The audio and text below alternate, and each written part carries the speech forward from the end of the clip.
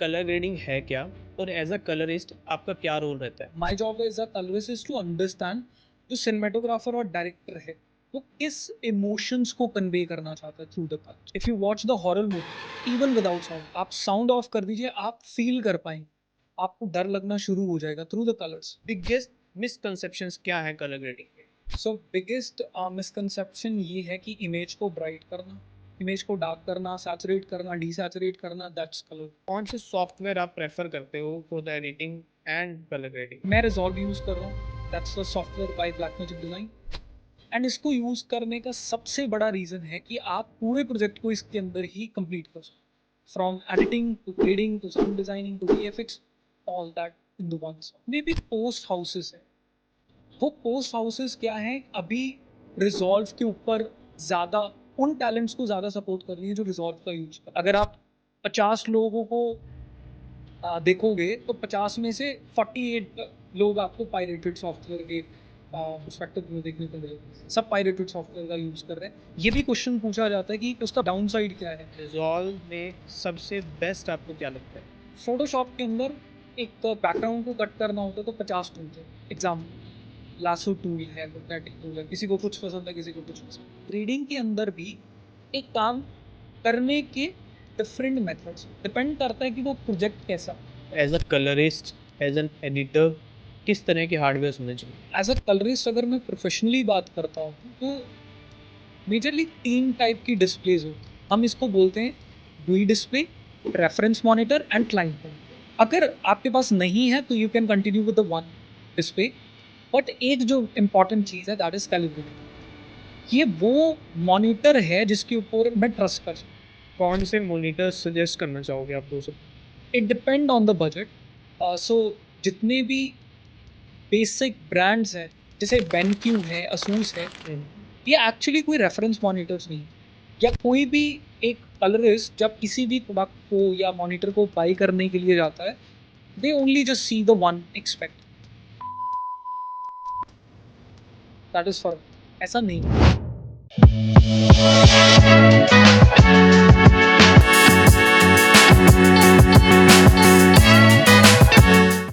हाँ यार, कैसे हैं आप? मैं ठीक हूँ जी, आप कैसे हो? एकदम बढ़िया। मुझे ये बताओ कि कलर ग्रेडिंग है क्या? और एज अ कलरिस्ट आपका क्या रोल रहता है? सो एडिटिंग में शॉट्स की प्लेसमेंट बहुत मैटर करती है, ग्रेडिंग में शॉट्स की फीलिंग बहुत मैटर करती है। For example, a boy is looking at something, बच्चा कुछ देख रहा है, कट टू माँ का शॉट आता है जहाँ पे माँ फ्रिज से आइसक्रीम को निकाल रही है, cut back to the boy, बच्चा स्माइल करता है। अब ऑडियंस क्या फील करेगी? ऑडियंस फील करेगी माँ और बच्चे के बॉन्ड को, हैप्पीनेस फील करेगी। इसी सिचुएशन में अगर मिड शॉट को हटा दिया जाए, माँ के शॉट को हटा दिया जाए, बट वहाँ पे वो मर्डर कर रहा है, कोई मर्डर हुआ, नेक्स्ट शॉट के अंदर बच्चा स्माइल कर रहा है, अब क्या फील होगा? साइकोपैथ। साइकोपैथ। Totally different. एक शॉट के चेंज होने से ओवरऑल स्टोरी चेंज हो गई। In a same way my job as a colourist is to understand जो सिनेमेटोग्राफर और डायरेक्टर है वो किस इमोशंस को कन्वे करना चाहता है थ्रू द कलर्स। ठीक है। So I can help them with the right colours so that जो वो फील करवाना चाह रहा है वो एग्जैक्ट वो सीन फील कर पाए।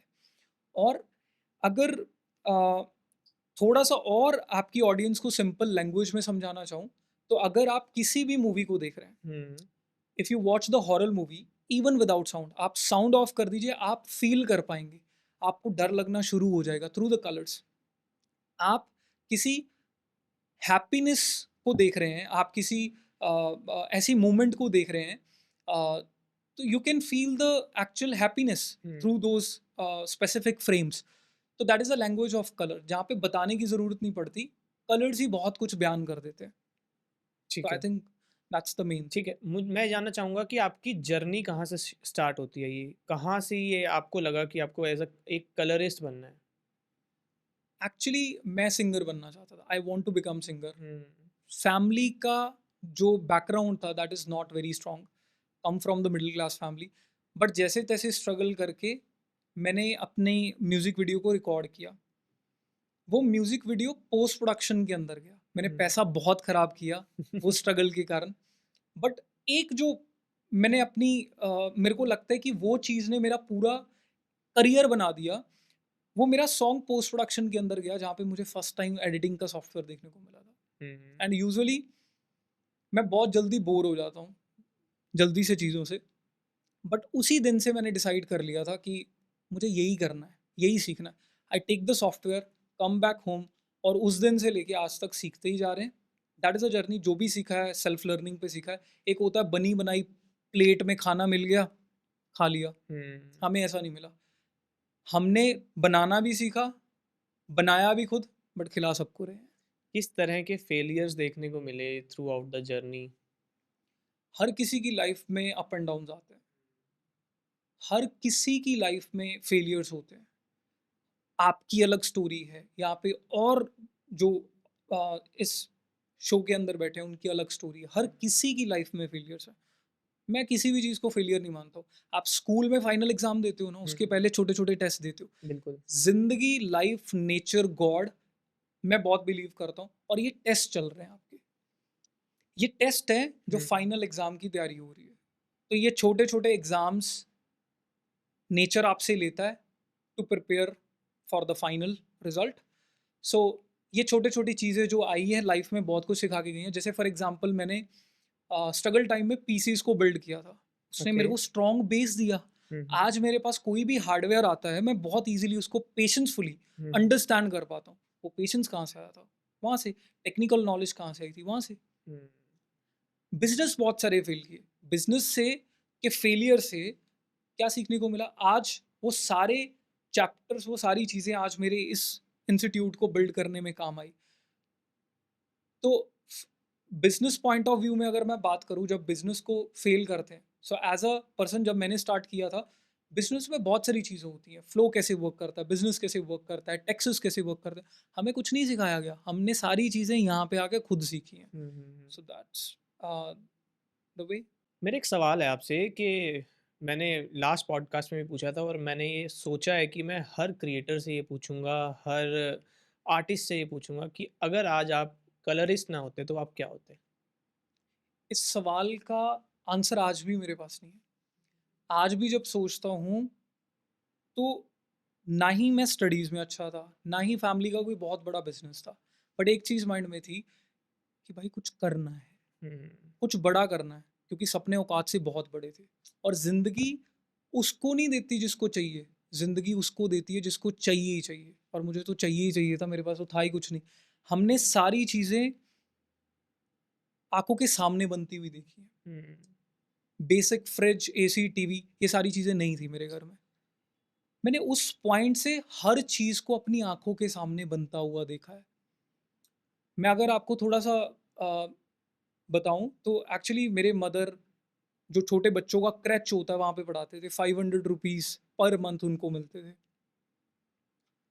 वो ₹500 में हमने एक ओल्डर किनेटिक स्कूटरी ली थी, जिसको हम फटफटी बोलते थे उस टाइम पे। हुँ, मेरी जो मदर हैं, वो मेरे भाई और मेरे को बिठा के ट्यूशन पे लेके जाते थे।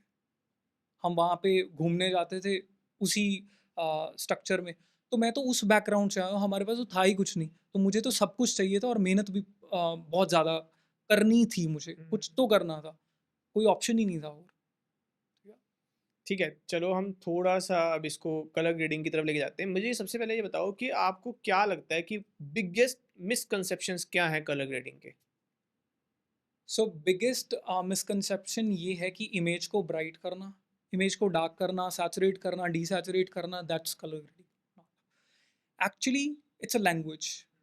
जो जिस वे में सिनेमेटोग्राफर कैमरा को ऑपरेट करता है, उसी सेम फ्लो के अंदर सेम एडजस्टमेंट कलरिस्ट करता है पोस्ट के अंदर। सो फॉर एग्जांपल, सिनेमेटोग्राफर एक टर्म यूज करते हैं स्टॉप्स एक्सपोजर के लिए। For example, increase the one stop of exposure, यानी कि one stop of exposure which means आने वाली लाइट को डबल कर दो।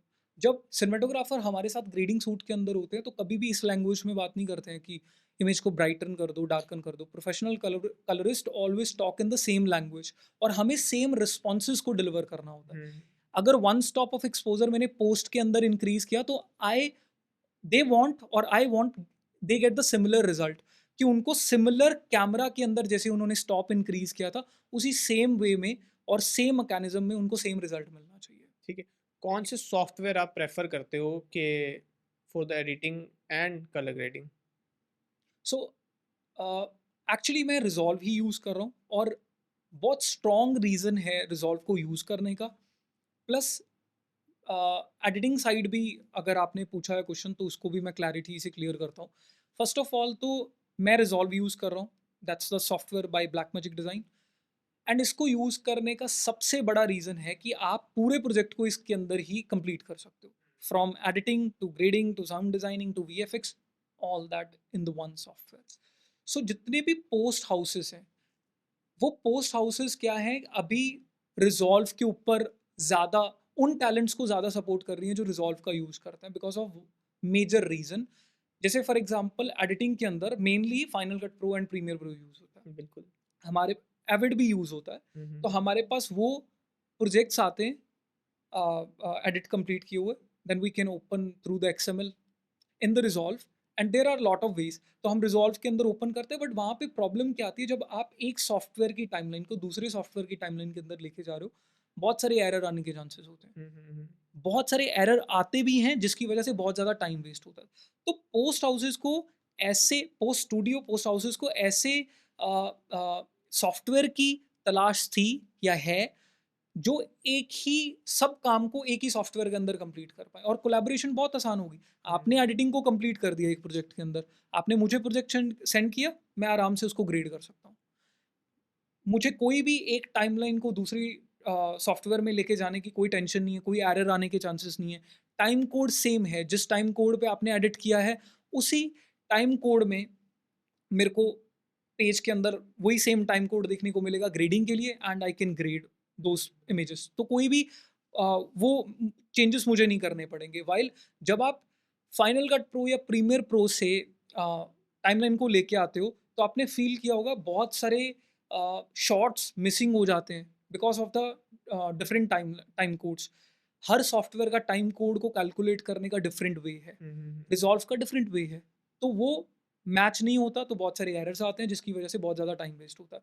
दूसरी चीज़, ब्लैक मैजिक डिज़ाइन के एडिटिंग पॉइंट ऑफ व्यू से भी बात करें और ग्रेडिंग के पॉइंट ऑफ व्यू से भी बात करें, दोनों साइड कंट्रोल सरफेस आते हैं, जो कि आपकी एडिटिंग और ग्रेडिंग के काम को और फास्टर कर देते हैं, जो कि बाकी सॉफ्टवेयर्स के अंदर उनके सेपरेटली कंट्रोल सरफेस नहीं आते हैं। और जो आते हैं third party, for example kind of a loop deck, जो प्रीमियर के उसके अंदर वर्क करता है, सॉफ्टवेयर के अंदर वर्क करता है, बट वो एक्चुअली उतने रॉबस्ट नहीं है जितने ब्लैक मैजिक डिज़ाइन के मिलते हैं। And it's a one time cost, तो बहुत easily I can pay for the software, and मुझे kind hmm, of life time service मिलती रहेंगी, लाइफ टाइम अपडेट्स मिलते रहेंगे। बट अडोबी में ऐसा नहीं होता, अडोबी में आपको हर मंथ प्रीमियम सब्सक्रिप्शन देनी पड़ती सब्सक्रिप्शन है। है। सो काफ़ी लोगों के लिए वो थोड़ा सा चैलेंजिंग हो जाता है पॉइंट ऑफ व्यू में। इवन वो कॉस्ट जो है कम है, but Indian point of view में अगर आप आज भी नोटिस करेंगे, तो सारे पायरेटेड सॉफ्टवेयर को ही यूज़ कर रहे हैं। कितने लोग हैं? अगर हाँ। आप 50 लोगों को देखोगे, तो 50 में से 48 लोग आपको पायरेटेड सॉफ्टवेयर के हुँ, हुँ, हुँ। पर्सपेक्टिव में देखने को मिलेंगे। सब पायरेटेड सॉफ्टवेयर का यूज़ कर रहे हैं। Actually it's wrong. हम काफ़ी चीज़ें जो हैं वो स्किप कर देते हैं। एक पहली चीज़ तो ये भी क्वेश्चन पूछा जाता है कि इसको भी मैं साथ में ही बोल देता हूँ, पायरेटेड सॉफ्टवेयर क्यों, एक्चुअली उसका बेनिफिट क्या है, डाउनसाइड क्या है? सो सबसे बड़ा डाउनसाइड तो पायरेटेड सॉफ्टवेयर का ये है कि जिस भी वेबसाइट से आप डाउनलोड करते हो, वहाँ पे आपको ओल्डर वर्ज़न देखने को मिलते हैं। हाँ। रिज़ॉल्व ने अभी फॉर एग्ज़ाम्पल 20.2 रिलीज़ कर दिया, फॉर एग्ज़ाम्पल। पायरेटेड साइट्स पे तो 18 वर्ज़न देखने को मिल रहा है, 19 देखने को मिल रहा है, तो आप ओल्डर टेक्नोलॉजी के साथ स्टिक हो। जो काम करने में आपको कम टाइम लगने वाला था, उस पे आप ज़्यादा टाइम लगा रहे हो, ज़्यादा एनर्जी वेस्ट कर रहे हो। एक मेजर चीज़ ये है। और आप इंस्टेंटली अपडेट नहीं कर सकते हो। अपडेट आया, इंस्टेंटली आप विदिन अ 1 क्लिक अपडेट नहीं हो सकता है। अपडेट तभी होगा जब आप फिर से उसी वेबसाइट के ऊपर जाओगे, then you can again download the software, again install the option. तो बहुत कम लोग हैं जो इन सॉफ्टवेयर्स का यूज़ कर रहे हैं, प्रॉपरली ओरिजिनल सॉफ्टवेयर्स का यूज़ कर रहे हैं। So that is the main reason मैं यूज़ करता हूँ, या पोस्ट हाउसेस जो हैं अभी प्रेफर कर रहे हैं, because of one reason, cost effective है। एक ही सॉफ्टवेयर के अंदर पूरा प्रोजेक्ट ग्रेड हो जाता है, पूरे प्रोजेक्ट का काम हो जाता है। सो ये एक मुझे लगता है सबसे बड़ा रीज़न है जिसके कारण रिज़ॉल्व काफ़ी पॉपुलर है। ठीक है, मेरे 2-3 सवाल हैं। मुझे एक ये बताओ कि रिज़ॉल्व में सबसे बेस्ट आपको क्या लगता है? इन टर्म्स ऑफ टूल्स, हाँ, कुछ भी। मतलब टूल्स के मामले में कह लो, बिन्स के मामले में कह लो, कुछ भी मतलब। सो ग्रेडिंग में सो फर्स्ट ऑफ ऑल अगर हम थोड़ा सा पॉइंट ऑफ व्यू, टूल्स बहुत क्लीनर है, और जिस वे में आप ओवरऑल, अगर मैं आपको एक सिंपल चीज़ से क्लियर करता हूँ, अगर आप प्रीमियर के अंदर वर्क कर रहे हो, suppose you have multiple camera footage, आपने 2 कैमरास की फुटेज को यूज़ किया। अब फर्स्ट चीज़ क्या होती है कि हम सिंगल सिंगल क्लिप को ग्रेड कर रहे हैं। हुँ, मैं उनके पॉइंट ऑफ व्यू से बात कर रहा हूँ जो प्रीमियर को ऑलरेडी यूज़ कर रहे हैं, they can connect with me, या फिर वो एडजस्टमेंट लेयर को ऐड करेंगे, they they can do anything that they want. Resolve के अंदर कंप्लीटली डिफरेंट स्टफ है, और हम प्रोजेक्ट को इस वे से ऑर्गेनाइज कर सकते हैं कि विद इन वन क्लिक मैं उस सीक्वेंस को इंटायर ग्रेड कर सकता हूँ। बिल्कुल। मैं इस तरीके से फ्लो को डिज़ाइन कर सकता हूँ कि विद इन वन क्लिक मैं वर्क कर सकता हूँ। फॉर हुँ, एग्जाम्पल, मेरे एक सीन के अंदर 15 शॉट्स हैं, एंड सिनेमेटोग्राफर मेरे साथ में है, and they ask me to increase a one stop of exposure, या इमेज को थोड़ा वार्म कर दो। अब हर शॉट के ऊपर जाके मैनुअली करने जाऊंगा तो कितना टाइम लगेगा? Take so much time. Within a one click, अगर आपकी प्रोजेक्ट का ऑर्गेनाइजेशन अच्छा है, उसको प्रॉपरली, जो कलर असिस्टेंट होते हैं उन्होंने प्रॉपरली अपने अच्छे ढंग से किया हुआ है, सो चीज़ें क्विकली आप एडजस्ट कर सकते हो, क्विकली आप चीज़ों को हैंडल कर सकते हो, तो ये आपको कहीं और मुझे हमें लगता है सॉफ्ट बताओ ऑडियंस को कि अगर किसी को ये प्रोसेस के बारे में नहीं पता है कि वन क्लिक में सारी सीक्वेंस को कैसे उनको सेम जो उन्होंने एक क्लिप पे ग्रेडिंग की है वो सब पे लगानी है, तो उसका शॉर्टकट क्या है? So there are lot of ways depending on the project. So Photoshop के अंदर एक बैकग्राउंड को कट करना होता है तो 50 टूल्स हैं। हुँ, एग्जाम्पल, लासो टूल है, मैग्नेटिक टूल है, किसी को कुछ पसंद है, किसी को कुछ पसंद है। ग्रेडिंग के अंदर भी एक काम करने के डिफरेंट मेथड्स हैं, डिपेंड करता है कि वो प्रोजेक्ट कैसा है। हुँ, अब जैसे फॉर एग्जांपल जो पॉडकास्ट होता है, पॉडकास्ट में for example 2 point of views हैं, आपका और मेरा, जैसे हम बात कर रहे हैं। 2 कैमरास की क्लिप्स हैं, तो उसमें remote grading and local remote grading के ऑप्शंस भी वर्क करते हैं, जहाँ पे अगर एक ही क्लिप है और उसके आपने बार-बार कट्स को यूज़ किया हुआ है तो वो एक्चुअली एक ही क्लिप ना, तो आप उसको डिफरेंट वे से अप्रोच कर सकते हो। अगर आप बात करते हो विद डिफरेंट कैमरास हैंडल करना, सो सपोज़ आपने 2 कैमरास का यूज़ किया, एग्ज़ाम्पल, हर कैमरा का डिफरेंट कलर साइंस है। Arri has their own colour science, Red has their own colour science, Sony has their own colour science, हर कैमरा का different colour science है। सो सिंपल लैंग्वेज में आपके पास 5 shots एरी के हैं, 5 शॉट्स रेड के हैं। You can divide into 2 groups, hmm, give it any name, like ARRI, RED. अगर एक कैमरा से डिपेंडिंग ऑन द लोकेशंस अगर डिफरेंट लुक्स को मुझे बिल्ड करना है तो I can divide in such a way. So for example, अगर मैंने वो दो ग्रुप्स को टारगेट कर लिया and I can build the look. अब फॉर एग्जांपल क्लाइंट मेरे साथ में है and they are asking to increase me the one stop of exposure, या इमेज को वार्मर करना है, जो एरी के जितने भी शॉट्स हैं उनको वार्मर करना है। So with in a one click I can do it. ये 2 चीज़ों से होता है। फर्स्ट, एक तो नोटरी स्ट्रक्चर आपका फिक्स होना बहुत ज़रूरी है। एक क्लिप में आपका नोटरी स्ट्रक्चर डिफरेंट है, दूसरे क्लिप में आपका नोटरी स्ट्रक्चर डिफरेंट है। काफ़ी सारे फंक्शंस तो वहाँ पे ब्रेक कर जाते हैं, वहाँ पे वर्क ही नहीं करते। नोटरी स्ट्रक्चर सेम होना ज़रूरी है, दैट्स वेरी इंपॉर्टेंट। एंड मुझे सबसे जो फेवरेट लगता है that is a ripple node changes to current clip and ripple node changes to current group and selected clips. यानी कि अगर मुझे पूरे ग्रुप में, अगर फॉर एग्जांपल मैंने एक ग्रुप के अंदर 5 शॉट्स को ऐड किया हुआ है, तो पांचों के पांचों शॉट्स को मैं एक बार में टारगेट कर सकता हूँ, जो भी एडजस्टमेंट मुझे करनी है। इफ सम शॉट्स के अंदर ब्राइटनेस का चेंज आ गया, तो मुझे वो सिलेक्टेड शॉट्स के ऊपर टारगेट करना है, so I can select manually दो shots and click on colour ripple node changes to selected clips. तो जो एक्चुअली चेंजेस हैं वो सिर्फ सिलेक्टेड क्लिप्स के ऊपर ही टारगेट करेंगे। ये चीज़ें आपको मेरे को लगता है काम को बहुत ज़्यादा फास्टर कर देती हैं, तो या ठीक है। हम अभी बात कर रहे थे कहीं न कहीं पायरेटेड सॉफ्टवेयर्स और पेड सॉफ्टवेयर्स के बारे में, तो मैं ये जानना चाहूँगा, दाविंची अपना एक फ्री वर्ज़न भी देता है और एक स्टूडियो वर्ज़न भी देता स्टूडियो है। वर्जन भी तो एब्सोल्युटली। क्या मेजर डिफरेंस है? एक अगर एक बिगिनर है वो स्टार्ट कर रहा है तो उसको वो कौन-सा पॉइंट है जहाँ पे उसको उस सॉफ्टवेयर को बाय करना चाहिए? या वो कौन-सा पॉइंट है कहाँ तक उसको उस सॉफ्टवेयर को फ्री यूज़ करना चाहिए? So free and studio version में एक्चुअली टूल्स की फ्लेक्सिबिलिटी का डिफरेंस है।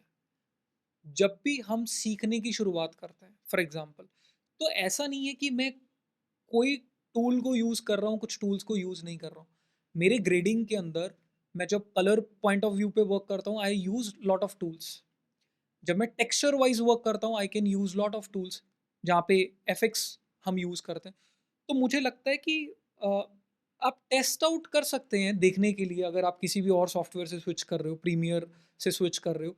बट मुझे लगता है कि आपके पास स्टूडियो वर्जन का होना ज़रूरी है, because they give you flexibility. क्योंकि जब आप एक्चुअली कोई एडजस्टमेंट कर रहे हैं, कोई काम कर रहे हैं और वहाँ पे टूल काम नहीं कर रहा, that is completely disturbing for me. तो मेरे अकॉर्डिंगली तो सबके पास रिजॉल्व का लाइसेंस होना ज़रूरी है, अगर फुल वे से आप ग्रेडिंग को सीखना चाह रहे हो। क्योंकि फ्री वर्जन में बहुत सारी लिमिटेशंस है, हुँ, बहुत सारी चीज़ें वर्क नहीं करेंगी और आपको समझ भी नहीं आएगा ये एक्चुअली कोई बग है या एक्चुअली फ्री वर्जन का कोई ऑप्शन है। जैसे बहुत सारे इफेक्ट्स हैं, जो इफेक्ट्स हैं वो वर्क नहीं करते हैं। For example, I do the grading in the beauty side. So beauty grading के अंदर मुझे रीटचिंग करनी होती हुँ, है। Hmm, hmm, so there is a one plugin called face refinement. So hmm, face refinement का यूज़ करके they can track all my facials features. तो वो ट्रैक करके हम हर एक पार्ट को एडजस्ट कर सकते हैं in the grading, beauty commercial grading. So वो नहीं चलता है, वो फ्री वर्ज़न में नहीं चलेगा। सो बहुत सारी लिमिटेशंस हैं। मुझे लगता है एक बार अगर आपको स्विच करके देखना है, you can use it, but आपके पास स्टूडियो वर्ज़न होना ज़रूरी है। बट अगर एक पॉइंट और भी ऐड कर देता हूँ, काफ़ी लोगों को ऐसा लगता है कि मेरे पास ये सारी चीज़ें आ जाएँ फिर ही मैं सीखना शुरू करूँगा। वो भी गलत चीज़ है, क्योंकि अगर आपके पास ऑप्शन है ही नहीं, तो फिर आप जहाँ भी हो आपको कंटिन्यू तो करना पड़ेगा। When I was starting from the background, सारी चीज़ें बनी-बनाई थोड़ी मिल गई थी। बिल्कुल। मैंने अ, अच्छे मॉनिटर से, कैलिब्रेट मॉनिटर से, ये सारी चीज़ों से थोड़ी शुरू किया था, या रिज़ॉल्व के लाइसेंस से थोड़ी शुरू किया था। ये धीरे-धीरे चीज़ें बनती हैं, स्टार्ट करना ज़रूरी है सबसे, जो मुझे मेन लगता है। बट हाँ, अगर आपके पास सबसे पहली चीज़, आपके पास अगर ऑलरेडी बजट है, तो स्टार्ट विद द लाइसेंस। आपको लाइसेंस लेना ज़रूरी है। It's a one one time cost actually. उसके बाद आपको कोई टेंशन नहीं है। और जब आप पायरेटेड सॉफ्टवेयर का यूज़ करते हो तो बहुत सारी और प्रॉब्लम्स भी होती हैं। जब आप पायरेटेड सॉफ्टवेयर का यूज़ कर रहे हो, कोई भी आपको फ्री सॉफ्टवेयर क्यों दे रहा है? आप ये समझो ना पहले। हुँ, आप मुझे कोई भी सर्विस फ्री कैसे दे दोगे?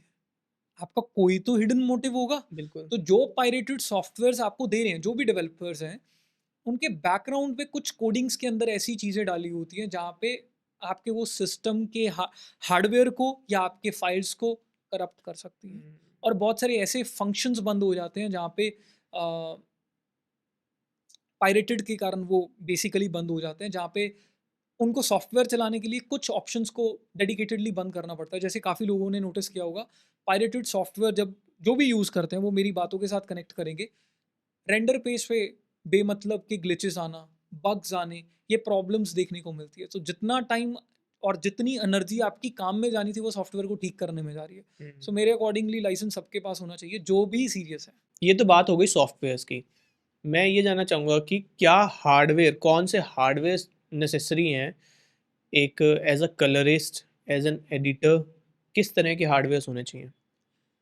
सी एक्चुअली एज़ अ कलरिस्ट अगर मैं प्रोफ़ेशनली बात करता हूँ, तो मेजरली 3 टाइप की डिस्प्लेज़ होती हैं। सो यहाँ पे भी थोड़ा कन्फ्यूज़िंग रहता है कौन सी मॉनिटर्स होने चाहिए, कैसे होने चाहिए। इट डिपेंड आप कैसे वर्क कर रहे हैं। सो मेजरली मैं आपको क्लियर करता हूँ, मेरा कैसे फ्लो रहता है। On my desk I have 3 monitors. Hmm, so हम इसको बोलते हैं GUI display, reference monitor and client monitor. मैं ओके, थोड़ा-सा इसको डिस्क्राइब कर देता हूँ।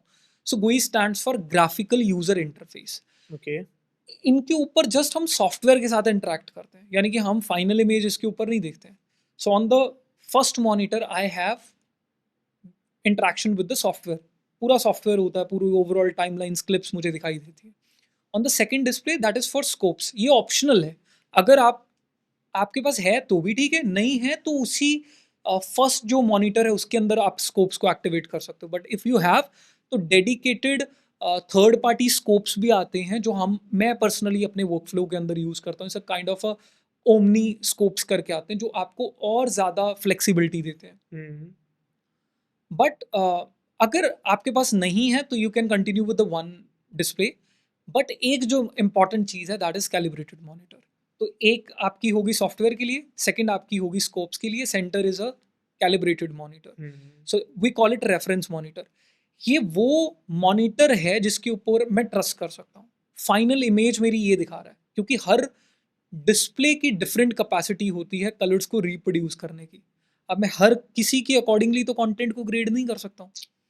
जिस भी प्लेटफॉर्म के लिए वर्क कर रहा हूँ, फॉर एग्जांपल मैं टीवी के लिए वर्क कर रहा हूँ, टीवी का जो स्टैंडर्ड है दैट इज रेक्स 79 गामा 24। हुँ, मैं वेब स्ट्रीमिंग के लिए वर्क कर रहा हूँ, वहाँ पे स्टैंडर्ड है रेक्स 79 गामा 22। मैं सिनेमा के लिए वर्क कर रहा हूँ तो दैट इज DCI P3। जिस भी प्लेटफॉर्म के अंदर आप वर्क कर रहे हो, उस प्लेटफॉर्म के अकॉर्डिंगली या जिस कलर स्पेस के अंदर आप वर्क कर रहे हो उस कलर स्पेस के अकॉर्डिंगली आपकी मॉनिटर्स कैलिब्रेट होना ज़रूरी है, सो दैट कंटेंट एयर में जाने से पहले आप कॉन्फिडेंट हो कि जो एक्चुअली जा रहा है दैट इज ट्रू। ठीक है, अदरवाइज वो क्लैरिटी नहीं मिलती है ठीक है। कंटेंट की। कौन से मॉनिटर्स सजेस्ट करना चाहोगे आप 2 से 3? मॉनिटर्स में it depend on the budget. So जितने भी बेसिक ब्रांड्स हैं, मैं ब्रांड्स का किसी का नाम नहीं लेने वाला नहीं, हूँ। यू कैन, हम नॉलेज दे रहे हैं तो ओके, आप। सो जैसे बेनक्यू है, असूस है, हुँ, हुँ, ये एक्चुअली कोई रेफरेंस मॉनिटर्स नहीं है। ओके। यूजुअली जब स्टार्टिंग होती है तो या कोई भी एक कलरिस्ट जब किसी भी प्रोडक्ट को या मॉनिटर को बाय करने के लिए जाता है, they only just see the one expect colour space. Hmm, Rec 79 दिखा, दैट इज फॉर मी। ऐसा नहीं होता। ओके। मॉनिटर को फाइंड करने में बहुत सारी चीज़ें और होती हैं। हुँ, कलर स्पेस बहुत मैटर करता है, उसका ओवरऑल कॉन्ट्रास्ट रेशो कितना है, नेटिव कॉन्ट्रास्ट कितना है, कलर स्पेस की रेंज कितनी है, उसका परसेंटेज कितना है। देन उसके बाद ओवरऑल पैनल किस टाइप का है, आईपीएस है, किस टाइप का वो एक्चुअल पैनल है। फिर उसके बाद उसकी निट्स कितनी ब्राइटनेस है, हम निट्स में इसको काउंट करते हैं। तो ये सारी चीज़ें मैटर करती हैं एक डिस्प्ले को लेने में।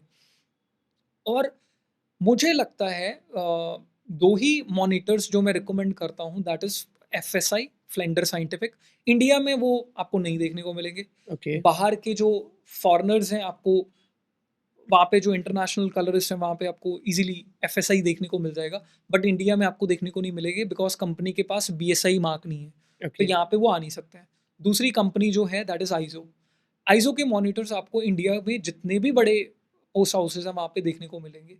और इनकी बेस्ट बात ये है कि इन मॉनिटर्स के अंदर आपको इनबिल्ड कैलिब्रेटर मिलता है, सेंसर मिलता है, ओके, जो स्क्रीन से बाहर आता है, कैलिब्रेट करता है and then they can go back into their space. Okay. अगर आप एक्सटर्नली कैलिब्रेट को लेने जाते हो, स्टिल वो जो ब्रांड्स हम सजेस्ट करते हैं उसका इंडिया में इतना अच्छा सपोर्ट नहीं है। बट एक एडिशनली पॉइंट मिल जाता है जब मैं आइज़ो सजेस्ट कर रहा हूँ तो इसके अंदर इनबिल्ड कैलिब्रेशन है, तो आपको एक्स्ट्रा स्पेंड करने की ज़रूरत नहीं है on the calibrated device. Because ये एक से 1.5 लाख रफली आपको फिर से देना पड़ेगा कैलिब्रेशन के टूल्स को बाय हुँ, करने हुँ, के लिए। हुँ। तो अगर आइज़ो के अंदर ही आपको चीज़ें मिल रही हैं तो मुझे लगता है आइज़ो की तरफ जाना चाहिए। And depend on the budget आप 2700X से स्टार्टिंग कर सकते हैं, जो इनकी CG सीरीज़ है, दैट इज़ कंपैटिबल एंड मैं उसको मानता हूँ that will give you the good results. So for example if you are working for the TV Rec 79 gamma 24, तो मुझे लगता है 2700 से आप कंटिन्यू कर सकते हैं।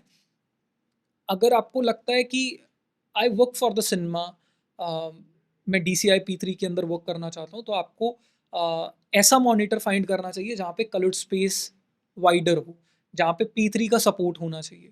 It's okay, also matter. So वहाँ पे मैं सुजेस्ट करता हूँ 319X, वो आप ले सकते हो। फिर HDR के लिए दैट्स डिफरेंट सिनेरियो। वहाँ पे 2 ब्रांड्स हैं, सोनी का BVM एक मॉनिटर आता है, या फिर आइज़ो का CG1 मॉनिटर आता है, बट उसकी ओके, रेंज काफ़ी हायर होती है। 27 टू 30 लाख रुपीज़ के अराउंड में आपको वो मॉनिटर्स देखने को मिलते हैं। बट आपको एक्चुअली HDR मॉनिटर्स की ज़रूरत नहीं है बिकॉज़ अभी तो इंडिया में प्रॉपर रेक 7 9 कंटेंट देखने के लिए भी डिस्प्ले क्लियर नहीं है। हम्म, तो HDR तो काफ़ी दूर की बात है। सारे प्रोजेक्ट्स HDR के अंदर ग्रेड भी नहीं होते हैं। So just start with the 2700X या 319X, ये मेरी रिकमेंडेशन है अगर आपको रेफरेंस मॉनिटर पे बाय करना है। ठीक है। और अगर आपको कोई GUI डिस्प्ले के ऊपर स्पेंड करना है, you can think of its like a bigger monitor, जहाँ पे कलर एक्यूरेसी की कोई हमें ज़्यादा ज़रूरत नहीं है, बिकॉज हम तो सॉफ्टवेयर के साथ इंटरेक्ट कर रहे हैं, टाइमलाइन के साथ इंटरेक्ट कर रहे हैं, या स्कोप्स को देख रहे हैं। तो GUI डिस्प्ले कम हो जाए चलेगा, बट जो आपका रेफरेंस मॉनिटर है वो प्रॉपरली होना चाहिए, वो प्रॉपर कैलिब्रेट होना चाहिए ठीक अकॉर्डिंग टू योर ठीक है। इन्वायरमेंट। ये तो आपने कुछ ब्रांड्स बताए जो इंडिया में अवेलेबल ही नहीं है। क्या कोई ऐसा ब्रांड है या कोई ऐसे मॉनिटर्स हैं जो इंडिया में अवेलेबल हैं एंड आप उसको रिकमेंड करते हो?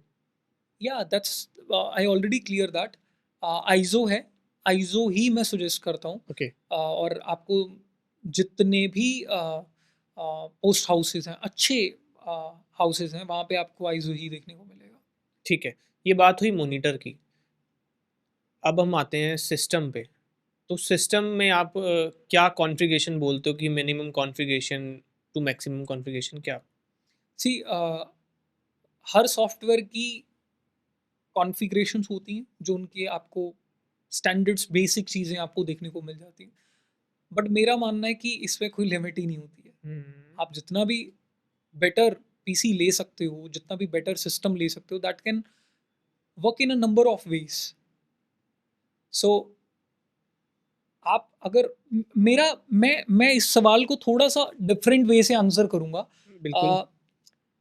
आप ये मैं क्लियर कर सकता हूँ कि ऑडियंस को ये समझ आए कि विंडोज़ में जाना चाहिए या मैक में जाना हाँ, चाहिए। ये मेरा सवाल भी है कि विंडोज़ आपकी क्या यस। प्रेफ़रेंस है, विंडो या मैक? सो मुझे लगता है देखिए देखो एक्चुअली में क्या होता है, विंडोज़ और मैक को अगर मैं साइड बाय साइड कंपेयर करता हूँ, मुझे मैक ज़्यादा बेटर लगता है। ओके। देखो हर किसी का बजट डिफरेंट है, तो उसके अकॉर्डिंगली उसको कॉन्फ़िगरेशन को सेटल करना पड़ेगा। बेसिक स्टैंडर्ड्स वही हैं हर सॉफ्टवेयर के, 4 जीबी की अप्रॉक्सिमेटली रैम, 4 टू 8 जीबी का ग्राफिक कार्ड। बट ये आपको भी पता है, मुझे भी पता है, रियल सिनेरियोज़ के अंदर प्रॉपर्ली वर्क नहीं करता है। हम सब लोग आज कंटेंट को डिलीवर कर रहे हैं इन द 4K स्टेट्स। तो ये लिमिट जो है ये मिनिमम लिमिट्स है, मैक्सिमम की कोई लिमिट नहीं है। और मैक मैं सबसे ज़्यादा सबको रिकमेंड करता हूँ, क्योंकि ओवरऑल जो विंडोज़ के अंदर ना बहुत सारे बग्स, बहुत सारे अपडेट्स, बहुत सारी चीज़ें आपको देखने को मिलती हैं। किसी भी टाइप से वो करप्ट हो सकता है। Hmm, hmm, hmm, I am working on the Mac for few years. बहुत लेस चांस है जहाँ पे मेरा मैक कभी करप्ट हुआ हो। हुँ। मुझे याद भी नहीं है वो सिनेरियोज़। और जितना स्मूदर मैक चलता है, उतनी स्मूदर वे में मेरे को लगता है, ये मेरा पर्सनल ओपिनियन है यहाँ पे, जैसे सैमसंग और एप्पल वाले एक दूसरे के साथ लड़ते हैं, वैसे विंडोज़ और मैक का भी अपना सिस्टम है, बट ये मेरा प्रेफरेंस है। और जिन्होंने मैक यूज़ किया है जेन्युइनली वो फील भी कर पाएंगे। That is just a kind of a feeling, एक तो फीलिंग भी है, प्लस जो अ, आपको स्मूदर वर्कफ्लो देखने को मिलता है, चीज़ें बहुत फास्ट वे में वर्क करती हैं, तो आई थिंक मुझे लगता है वो अ, एक बेस्ट चीज़ है। एक बजट कंप्यूटर के लिए अगर हम एप्पल में ही बात करें, मैक में ही बात करें, तो मिनी और स्टूडियो। सो मिनी मैं सजेस्ट नहीं करता हूँ, इवन कि आप एप्पल के कस्टमर केयर पे भी फ़ोन लगाएंगे, तो मिनी वो आपको सजेस्ट नहीं करेंगे। मुझे ऐसा लगता है कि मिनी को बनाया गया है to experience for those people जिनको एक्चुअली मैक यूज़ करना है, बट वो अभी स्टार्ट कर रहे हैं मैक के साथ, क्योंकि ओके। हर चीज़ कंप्लीटली डिफरेंट है। हुँ, विंडोज़ के अंदर अगर क्लोजिंग आपकी फ्रॉम द राइट साइड है, मैक में लेफ्ट साइड जाएगी। करेक्ट? हर चीज़ का डिफरेंस है। तो वो उन लोगों के लिए मेरे को लगता है बनाया गया है मिनी, जो टेस्ट करना चाहते हैं मैक को, एक्सपीरियंस करना चाहते हैं एक्चुअली। मुझे लगता है आपकी कंपैटिबिलिटी के लिए, या हमारे जैसे वर्क के लिए जहाँ पे हैवी टास्किंग होती है, वहाँ पे मैक स्टूडियोज़ है कंपैटिबल। और एप्पल के जितने भी सीनियर एडवाइजर्स हैं, आपको कभी भी वो मिनी सजेस्ट ही नहीं करते हैं। हुँ। मैक मिनी कभी भी सजेस्ट नहीं करेंगे, वो मैक आपको स्टूडियो सजेस्ट करने वाले हैं। तो मेरी भी रिकमेंडेशन यही रहती है कि आप मैक स्टूडियो की तरफ जाओ। It's a it's a little toy कि आपको बना दिया so that you can experience all those things. But मेरे को लगता है मैक स्टूडियो की तरफ आपको जाना चाहिए, जो भी इन्वेस्टमेंट करना चाहता है, क्योंकि भाई ये इन्वेस्टमेंट ऐसी नहीं होती है कि आपने आज कर ली, 4 दिन बाद फिर से वो बिल्कुल। चेंज कर दोगे। हुँ। कोई अगर 1 लाख लगा रहा है उसके लिए वो भी मैटर करता है, कोई 10 लाख लगा रहा है उसके लिए वो भी मैटर करता है। तो चीज़ें इस वे से आपको लेनी चाहिए कि बाद में जाके रिग्रेट ना हो। क्योंकि हम बिना सोचे समझे कई बार हम स्टार्ट कर रहे होते हैं। स्टार्टिंग में हमें इतनी क्लैरिटी नहीं होती और हम किसी भी चीज़ पे स्पेंड कर देते हैं। तो एक्चुअली हमें थोड़ा-सा मिडल ऑफ द पॉइंट पे जाके लगता है, गलत होगी इन्वेस्टमेंट। तब तक आप काफ़ी चीज़ें अपनी सेविंग्स वगैरह लूज़ कर चुके होते हो, तो आपको डिसीजंस थोड़े से केयरफुली लेने चाहिए और ये चीज़ें एक बार बनती हैं। मैं एक चीज़ बोलता था, सपोज़ आप एक विंडो पीसी बिल्ड कर रहे हो, करेक्ट? ठीक है। विंडो पीसी में आपने रैम को कम यूज़ कर लिया, सपोज़ उसमें 4 स्लॉट्स हैं, एग्ज़ाम्पल समझते हैं। 8 की आपने रैम लगा दी, आपका बजट कम था फॉर एग्ज़ाम्पल, आपने 8 की रैम को यूज़ कर लिया। अब आपके पास ऑप्शन है, अगर आप रैम को इंक्रीज़ करना चाहो, अपग्रेड करना चाहो, खाली स्लॉट है ना उसके अंदर ऐड कर सकते हो। बट अगर आपने ग्राफिक कार्ड ही गलत ले लिया, ऑप्शन है क्या? उसको सेल ही करना पड़ेगा, दूसरा कोई ऑप्शन नहीं। आपने डिस्प्ले गलत ले ही लिया, कोई ऑप्शन और है ही नहीं। एक काम कर सकते हो कि उसको एज़ अ गुई डिस्प्ले यूज़ कर सकते हो सॉफ्टवेयर के लिए। तो कहने का मतलब सिर्फ ये है कि जो भी प्रोडक्ट आप लेते हो, आप अंडरस्टैंड कीजिए कि इसको मैं चेंज कर सकता हूँ। जैसे फॉर एग्ज़ाम्पल आपके पास रेफरेंस मॉनिटर का बजट नहीं है, you can by any product. आप बेनक्यू या सूस के अंदर या कोई और ब्रांड का आपको लगता है जो मेरा काम चला सकता है अभी स्टार्टिंग स्टेज के अंदर, आप वहाँ से कंटिन्यू कर सकते हो। जब आपके काम में इम्प्रूवमेंट्स आनी शुरू हों, आप कॉन्फिडेंट फ़ील करना शुरू कर दें, तो फिर बहुत ईज़िली आप उसको एज़ अ गुई डिस्प्ले यूज़ कर लो। स्कोप्स के लिए या सॉफ्टवेयर के लिए, बाद में आप रेफरेंस मॉनिटर के ऊपर स्पेंड कर दो। वो आपका वेस्ट नहीं जाएगा, कहने का मतलब ये है। हमने बात कर ली कंप्यूटर्स की, हमने बात कर ली मॉनिटर्स की। कलर ग्रेडिंग के लिए एज़ अ कलरिस्ट आपको क्या लगता है और कौन से हार्डवेयर्स की रिक्वायरमेंट रहती है? सी वैसे तो एडिटिंग साइड भी और ग्रेडिंग साइड भी डिफरेंट पैनल्स आते हैं, बट आज डेडिकेटेडली हम ग्रेडिंग के ऊपर बात कर रहे हैं, सो मैं ग्रेडिंग के पॉइंट ऑफ व्यू से काफ़ी चीज़ें क्लियर करता हूँ। सो काफ़ी लोगों को कन्फ्यूज़न रहती है कि मुझे पैनल लेना चाहिए या नहीं लेना चाहिए। एब्सोल्युटली लेना ही चाहिए। I can give you the trick जो मैं अपने पास टाइम में फॉलो करता था ऑन द स्ट्रगल टाइम, जब है ही नहीं था, क्या ठीक करते? है। जब पैनल्स है ही नहीं, तो ऑप्शन उनके लिए भी मैं एक सजेशन देना चाहता हूँ। सो पैनल सबके पास होना ज़रूरी है, बिकॉज़ आप माउस से जब एडजस्टमेंट्स को, व्हील्स को कंट्रोल कर रहे हैं, तो वहाँ पे समटाइम्स आप थोड़ा-सा ज़्यादा डायल हो सकता है वो आपसे। तो वो बैलेंस नहीं हो पाता है। आपको अगर 1 पॉइंट को एडजस्ट करना है, तो विद द माउस 1 पॉइंट नहीं हो सकता है। आपको हुँ। बहुत ज़्यादा टाइम देना पड़ेगा उस चीज़ में। तो पैनल होना बहुत ज़रूरी है। एंड रिज़ॉल्व जो ब्लैकमैजिक डिज़ाइन है उसके 2 पैनल्स आते हैं, माइक्रो, मिनी, हुँ। जो मेनली यूज़ होते हैं। 1 पैनल जो बिगर हाउसेस यूज़ करते हैं, that is a advance panel. आप अगर स्टार्टिंग कर रहे हैं तो माइक्रो, मिनी कोई भी कंटिन्यू कर सकते हैं, जहाँ पे माइक्रो कलर पैनल जो अराउंड 50-60,000 के बजट में आराम से आ जाता है। मिनी पैनल का 2 लाख के अराउंड बजट है। ठीक है। ये भी एक्सप्लेन कर देता हूँ, माइक्रो और मिनी के अंदर जो दोनों साइड डिफरेंस है, ये सवाल मुझसे पूछा जाता है कौन सा लेना चाहिए। एक्चुअली इसके अंदर ना कीज़ का डिफरेंस होता है सबसे पहले। और मुझे मेरे पॉइंट ऑफ व्यू से लगता है कि आपको ये अंडरस्टैंड करना चाहिए कौन से ऐसे ऑपरेशंस हैं जो आप अपने वर्कफ्लो में यूज़ करते हो फर्स्ट ऑफ ऑल, और कौन से ऐसे ऑपरेशंस के बटन्स आपको माइक्रो कलर पैनल और मिनी पैनल के अंदर मिल रहे हैं। अगर आप किसी वर्कफ्लो या किसी टूल्स को यूज़ ही नहीं कर रहे हो और वो कंट्रोल्स आपके माइक्रो कलर पैनल में ऑलरेडी अवेलेबल हैं, तो मुझे लगता है माइक्रो कलर पैनल की तरफ जाना चाहिए। जैसे फॉर एग्जांपल हम ट्रेन करते हैं, हमारी ट्रेनिंग के अंदर जो हम टूल्स को ट्रेन करते हैं, वहाँ पे हम क्लीनर टूल्स को यूज़ करते हैं। Lot of DCTLs are we are using. तो वो सारे जितने भी टूल्स हैं, हम माइक्रो कलर पैनल के साथ ऑपरेट कर सकते हैं, मैक्सिमम टूल्स। तो micro colour panel is a good thing. But अगर आपको लगता है कि मुझे और फ्लेक्सिबिलिटी चाहिए और ज़्यादा कंट्रोल चाहिए, go with the mini panel. Mini panel में आपको डेडिकेटेड डिस्प्ले देखने को मिलती है और आप और बेटर कंट्रोल कर सकते हैं, जहाँ पे माइक्रो कलर पैनल में एक बटन को आप shift down and up button के साथ कंट्रोल करके दो ऑप्शंस और एडजस्ट कर सकते हो, दो कमांड्स और दे सकते हो। वहाँ पे डेडिकेटेड ऑप्शंस होते हैं हर चीज़ के। और जिनके पास पैनल नहीं है, वो स्टार्ट कर रहे हैं, स्टार्ट करो, लर्निंग करना कंटिन्यू करो। उनके लिए मैं एक एडवाइस दे देता हूँ जो मेरे स्ट्रगल टाइम के अंदर बहुत एक बड़ी उसने इम्पोर्टेंट रोल प्ले किया है। हुँ, आप किसी भी नोड के ऊपर वर्क कर रहे हो ना, उसकी ओपेसिटी की उस नोड की ओपेसिटी को 0.2 कर दो, 20%, 30%। अब जब आप माउस के थ्रू कलर व्हील को डायल करेंगे, तो जितना भी डायल करेंगे उसकी इंटेंसिटी कितनी रहेगी? कोई 10, 15, 20%। तो बेटर इज़ कि अगर आपके पास पैनल नहीं है, आप स्टार्ट कर रहे हैं और आपको फिर भी थोड़ी-सी एक्यूरेसी रिक्वायर्ड है, बिकॉज़ आप जब माउस को कंट्रोल कर रहे हैं, they can move in such a position जहाँ पे स्ट्रॉन्ग बायस हो जाते हैं वो कलर्स। हाँ, आप नोड की ओपेसिटी को सेट बाय 10%, 20%, जहाँ पे आप व्हील को जितना भी डायल करेंगे उसकी मैक्सिमम फाइनल जो आउटपुट है आउटपुट है। That is only the 10%। हुँ, हुँ, वो हुँ। मैं फॉलो करता था। मुझे लगता है जिनके पास पैनल नहीं है वो फॉलो कर सकते हैं। बट या अगर जिसके पास बजट है, डेफ़िनेटली वो एक लाइसेंस और पैनल उनको लेना चाहिए। स्ट्रॉन्ग एडवाइस है। और किसी भी चीज़ को आप सीख रहे हो, एट लीस्ट आपके पास वो बेसिक टूल्स तो होने चाहिए ना। आप मिनी नहीं ले सकते, माइक्रो की तरफ चले जाओ। माइक्रो से आपका काम हो जाएगा। जब आप हाथ से माउस से काम कर रहे हो वर्सेस आप जब पैनल से वर्क करोगे, बहुत बड़े डिफरेंस आपको देखने को मिलेंगे। And second thing is IO device. IO device के ऊपर काफ़ी लोग ध्यान नहीं देते हैं। IO okay. Device is also the important input and output. Hmm, हुँ।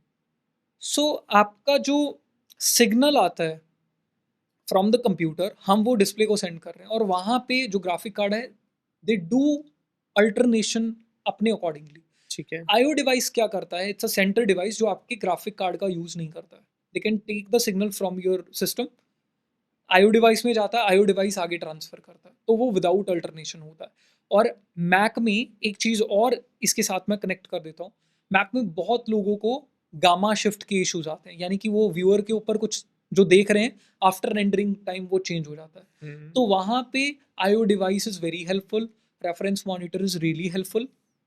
वहाँ पे आप आईओ डिवाइस को कनेक्ट कर सकते हैं, जो मैक का कलर मैनेजमेंट सिस्टम है वो डिस्कनेक्ट हो जाएगा और जो भी आप अल्टरनेशन करेंगे या जो भी सिग्नल्स आएँगे, वो आईओ डिवाइस डायरेक्टली ट्रांसफ़र करेगा। तो गामा शिफ्ट के इश्यूज़ भी आपको देखने को नहीं मिलेंगे। तो मुझे लगता है ये 2-3 चीज़ें इम्पोर्टेंट हैं, जो आपके स्टूडियो के अंदर होनी चाहिए। बट अगर आप प्रोफ़ेशनली स्टूडियो बिल्ड कर रहे हो, तो फिर तो बहुत सारी चीज़ें मैटर करती हैं। जैसे पेंट आप जो यूज़ कर रहे हो, वो भी मैटर करता है। हुँ। आपका आपकी आईज़ जब देख रही हैं, तो वो सराउंडिंग कलर्स को भी साथ में देख रही हैं। उसके अकॉर्डिंगली प्रिज़र्व कर रही हैं। एक सिंपल एग्ज़ाम्पल से मैं अगर आपको समझाऊँ, तो एक ब्राइटर बैकग्राउंड के ऊपर डार्कर शेड लगा दो हुँ, या दूसरी साइड में आपका आपका सराउंडिंग सिस्टम बैक के कलर्स को भी अंडरस्टैंड करेगा, ओके। आपको एक्चुअली वो ब्राइट कलर के सामने, जो बैकग्राउंड का कलर है, ब्राइट है, उसके सामने आपको वैसे ही वो फ्रंट वाला कलर डल लगना डर शुरू हो लग रहा जाएगा।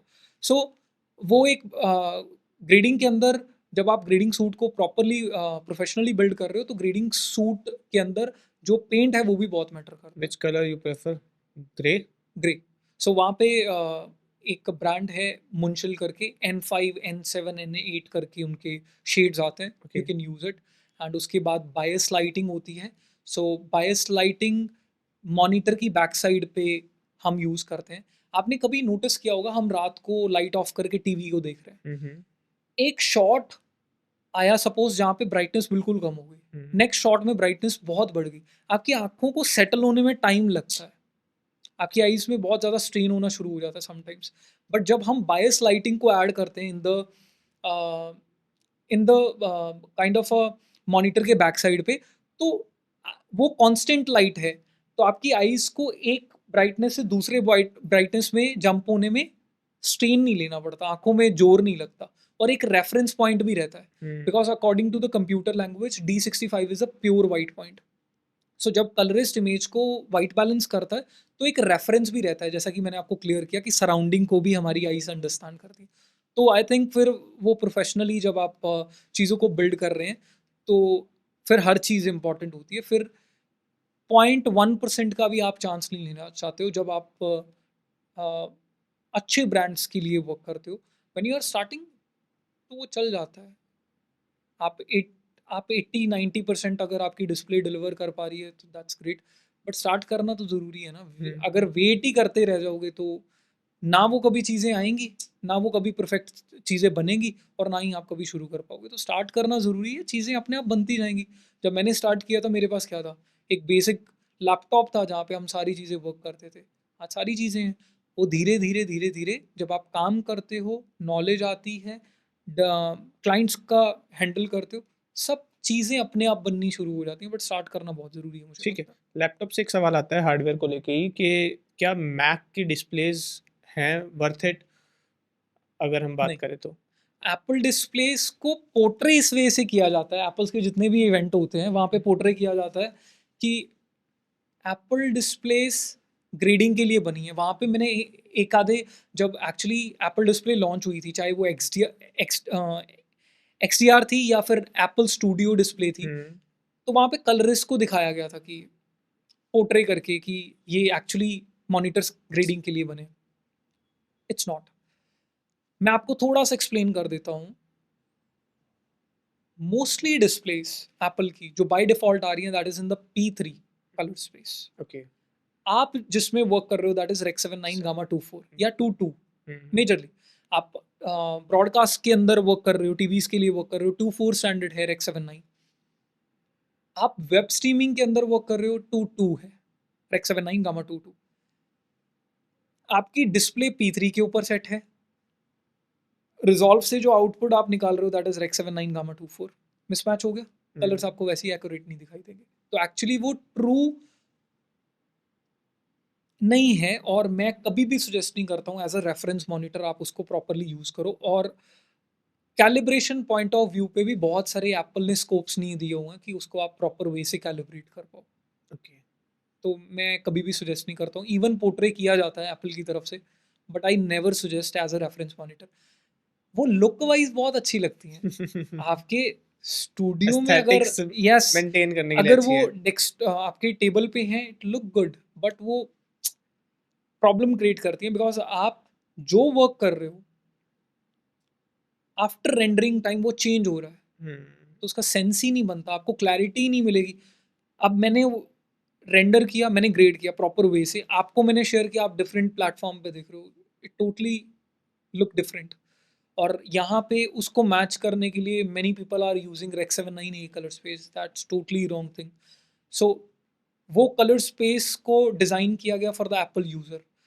रेक्स 79 ए में जब आप वर्क करते हो, तो जो आपका P3 डिस्प्ले है वर्सेस जो आप रेक्स 79 के अंदर वर्क कर रहे हो, वो आपका व्यूअर तो मैच कर देता है। यानी कि जो रिजॉल्व का व्यूअर है वर्सेस जो आप रेंडर कर रहे हो, वो दोनों मैच हो जाता है। बट वही कंटेंट अगर नॉन एप्पल यूजर देख रहा है किसी विंडो सिस्टम के ऊपर, ओके। वो करेक्ट नहीं दिखाई देगा, वो प्रॉब्लम आएगी उसको देखने में।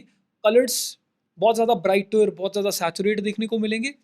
तो आई थिंक एक प्रॉब्लम को सॉल्व कर रहे हो, 50 चीज़ें और नहीं खड़ी कर रहे हो। हुँ, तो मेरे को लगता है ये आपको नहीं करना चाहिए।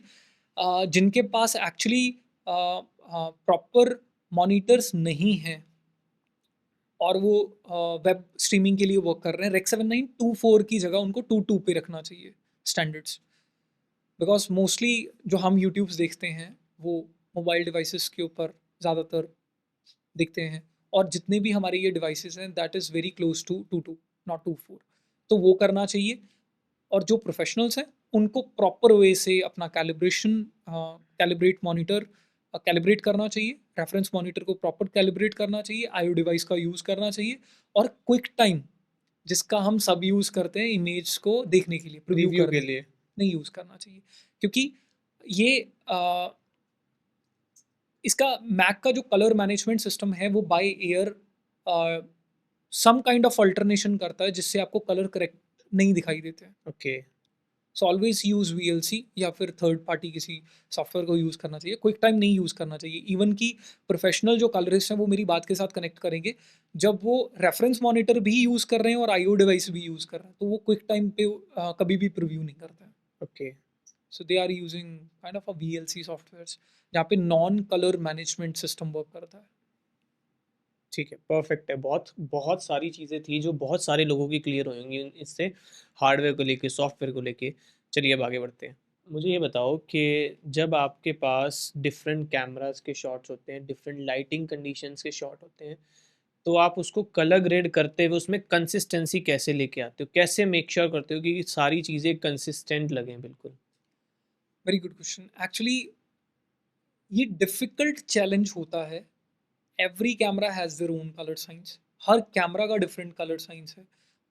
और मैं एक्चुअली कलर मैनेज्ड वर्कफ्लो के अंदर वर्क करता हूँ। मीनिंग कोई भी कैमरा है, रेड, सोनी, ब्लैक मैजिक, जितनी भी सोर्स मटेरियल है मैं उसको एक वन कॉमन कलर स्पेस में ट्रांसफॉर्म करता हूँ। We call it scene referred colour space, like DaVinci intermediate या एसिस। सो जब हम जितने भी कलर स्पेसेस हैं, अगर हम उन कलर स्पेसेस के उनको चेंज करके एक कॉमन कलर स्पेस में ट्रांसफॉर्म कर देते हैं, तो चीज़ें काफ़ी आसान हो जाती है। ठीक है। आपका कंसिस्टेंसी आप बहुत अच्छे से मेंटेन कर सकते हो। और एक्चुअली में सीन रेफर्ड जो कलर स्पेसेस हैं, अगर आप डायरेक्टली रेक 7 9 के अंदर ट्रांसफर कर रहे हो, which is SDR, standard dynamic range, तो आपने कैप्चर जो डायनेमिक रेंज की है वो कैमरा से इतनी की है, for example 12 to 16 stops of dynamic range. But जब आप एसडीआर के अंदर वर्क कर रहे हो उसको लिमिट कर रहे हो। सो जब आप उसकी फ्लेक्सिबिलिटी कम हो जाती है। But when you are grading in a scene referred colour space like DaVinci intermediate और एसिस, तो आपके पास या कलरिस्ट के पास एक्चुअली लेटीट्यूड ज़्यादा होता है इमेज के साथ प्ले करने के लिए, और कंसिस्टेंसी मेंटेन रहती है, बिकॉज कोई भी कैमरा है आपने उसको एक कॉमन कलर स्पेस में ट्रांसफॉर्म कर दिया। सो उस वे से कलर मैनेज्ड वे से अगर आप अप्रोच करते हो, तो फिर मिक्स ऑफ कैमरास भी आपके पास हों टाइमलाइन के अंदर, बहुत ईजीली आप उसको मैनेज कर सकते हो। ठीक है। तो अभी हम ऑफ कैमरा एक डिस्कशन कर रहे थे इसी चीज़ को लेके कि एप्पल के प्रोरेस को लेके। मैं चाहूँगा कि हम ऑडियंस के साथ भी वो शेयर करें कि प्रोरेस में जब लोग रिकॉर्ड करते हैं एंड देन उसको एडिट करने जाते हैं, तो वो आउटपुट नहीं ले पाते हैं जो कि एक प्रोफ़ेशनल कहीं न कहीं पे ले जाता है। नॉर्मली देखा जाए तो बहुत सारी मूवीज़ लोगों ने शूट कर दी आईफ़ोन के ऊपर। तो वो कि किस वजह से होता है? क्या दिक्कतें आती हैं जब वो प्रोरेस के ऊपर शूट कर रहे हैं एंड देन उसको कैसे ओवरकम किया जाए चीज़ों को? देखिए, सबसे पहले तो ये अंडरस्टैंड करते हैं कि प्रोरेस को डिज़ाइन किसने किया, that design by Apple. Apple. So actually ProRes हमारे पास एज़ अ कलरिस्ट, जब मैं अपनी प्रोफेशनल प्रैक्टिस में वर्क करता हूँ, तो मेरे पास बहुत कम मटेरियल आता है जो प्रोरेस रॉ के अंदर होता हुँ, है। Hmm, hmm. I tell you one reason, mainly reason जो इस वर्कफ्लो को डिस्टर्ब करता था। एप्पल प्रोरेस रॉ फाइल्स को जब आप रिज़ॉल्व के अंदर इंपोर्ट करते हो, तो सिर्फ़ आपको ऑडियो देखने को मिलता है, वीडियो देखने को नहीं मिलती है। ये मैं अभी की बात नहीं कर रहा हूँ, मैं प्रीवियस टाइम की बात कर रहा हूँ। और जब फर्स्ट टाइम मेरे साथ ये हुआ था, I thought it was a bug जो हुँ, आने वाले अपडेट्स के अंदर सॉल्व हो जाएगा, बट ऐसा नहीं हुआ। ये एक्चुअली फाइट थी बिटवीन एप्पल और ब्लैक मैजिक डिज़ाइन के बीच में, जिसकी वजह से ना फ्लो डिफरेंट वे से या हमें अप्रोच डिफरेंट वे से करना पड़ता था। यानी कि जितनी भी हमारी प्रोरेस रॉ मटेरियल था, हम उसको कन्वर्ट करते थे into cinema DNG, and then फिर हम रिज़ॉल्व के अंदर इंपोर्ट करके उसको ग्रेड करना शुरू करते थे। बहुत ज़्यादा टाइम वेस्ट होता था इन चीज़ों के कारण। बट अभी मुझे लगता है कि मेजरली प्रोजेक्ट्स जो हैं वो प्रोरेस के ऊपर शूट हो सकते हैं, because of 2 reasons. Camera resolve के अंदर भी सपोर्ट आ चुका है, हुँ, हुँ। प्लस आईफ़ोन 17 जो आप अगर नोटिस कर रहे हैं तो उसके अंदर भी प्रोरेस रॉ का सपोर्ट है। बट किसी भी रॉ के अंदर आप इमेजेस को कैप्चर करते हो तो ग्रेडिंग के अंदर बहुत ज़्यादा कंट्रोल देता है। रॉ क्या है actually? It's not a video file, हाँ। इट्स अ एक्चुअल डेटा जो आपके सेंसर ने कैप्चर किया है, डायरेक्टली डेटा। हुँ, और जब वो डेटा को आप रिजॉल्व के अंदर इंपोर्ट करते हो तो वो डेटा डिबेयर होता है। और वो डेटा डिबेयर जो होता है वो बाय डिफ़ॉल्ट जो रिजॉल्व की कंडीशंस होती है उनके बेस्ड पे होता है। You can alter it. Hmm. So for example आपने रॉ फाइल को इंपोर्ट किया, आप डबल क्लिक करके कभी उसको प्ले करना जैसे नॉर्मली फाइल को करते हो, वो कभी भी प्ले नहीं होगी, because it's not a video file, it's a data. So जब आप Premiere Pro, Final Cut Pro या रिजॉल्व जैसे सॉफ्टवेयर में ड्रैग एंड ड्रॉप करते हो तो ऑटोमेटिकली वो डेटा डिबेयर हो जाता है। वो parameters by default project setting के अंदर सेटल होते हैं, जिसको आप फर्दर अल्टरनेट कर सकते हो। हुँ, और प्रोरेस रॉ या अदर रॉ की जो खासियत है वो ये है कि जो वो डेटा है एक्चुअली, अगर फॉर एग्जांपल आपने कैमरा में 400 आईएसओ रखा, you want to jump to the 600 और 800 आईएसओ, वो मैं पोस्ट के अंदर भी इजीली कर सकता हूँ। वो कंट्रोल्स मेरे पास रॉ के अंदर अवेलेबल होते हैं। So I can control in a number of ways, but actually raw files का फाइल साइज ज़्यादा होने के कारण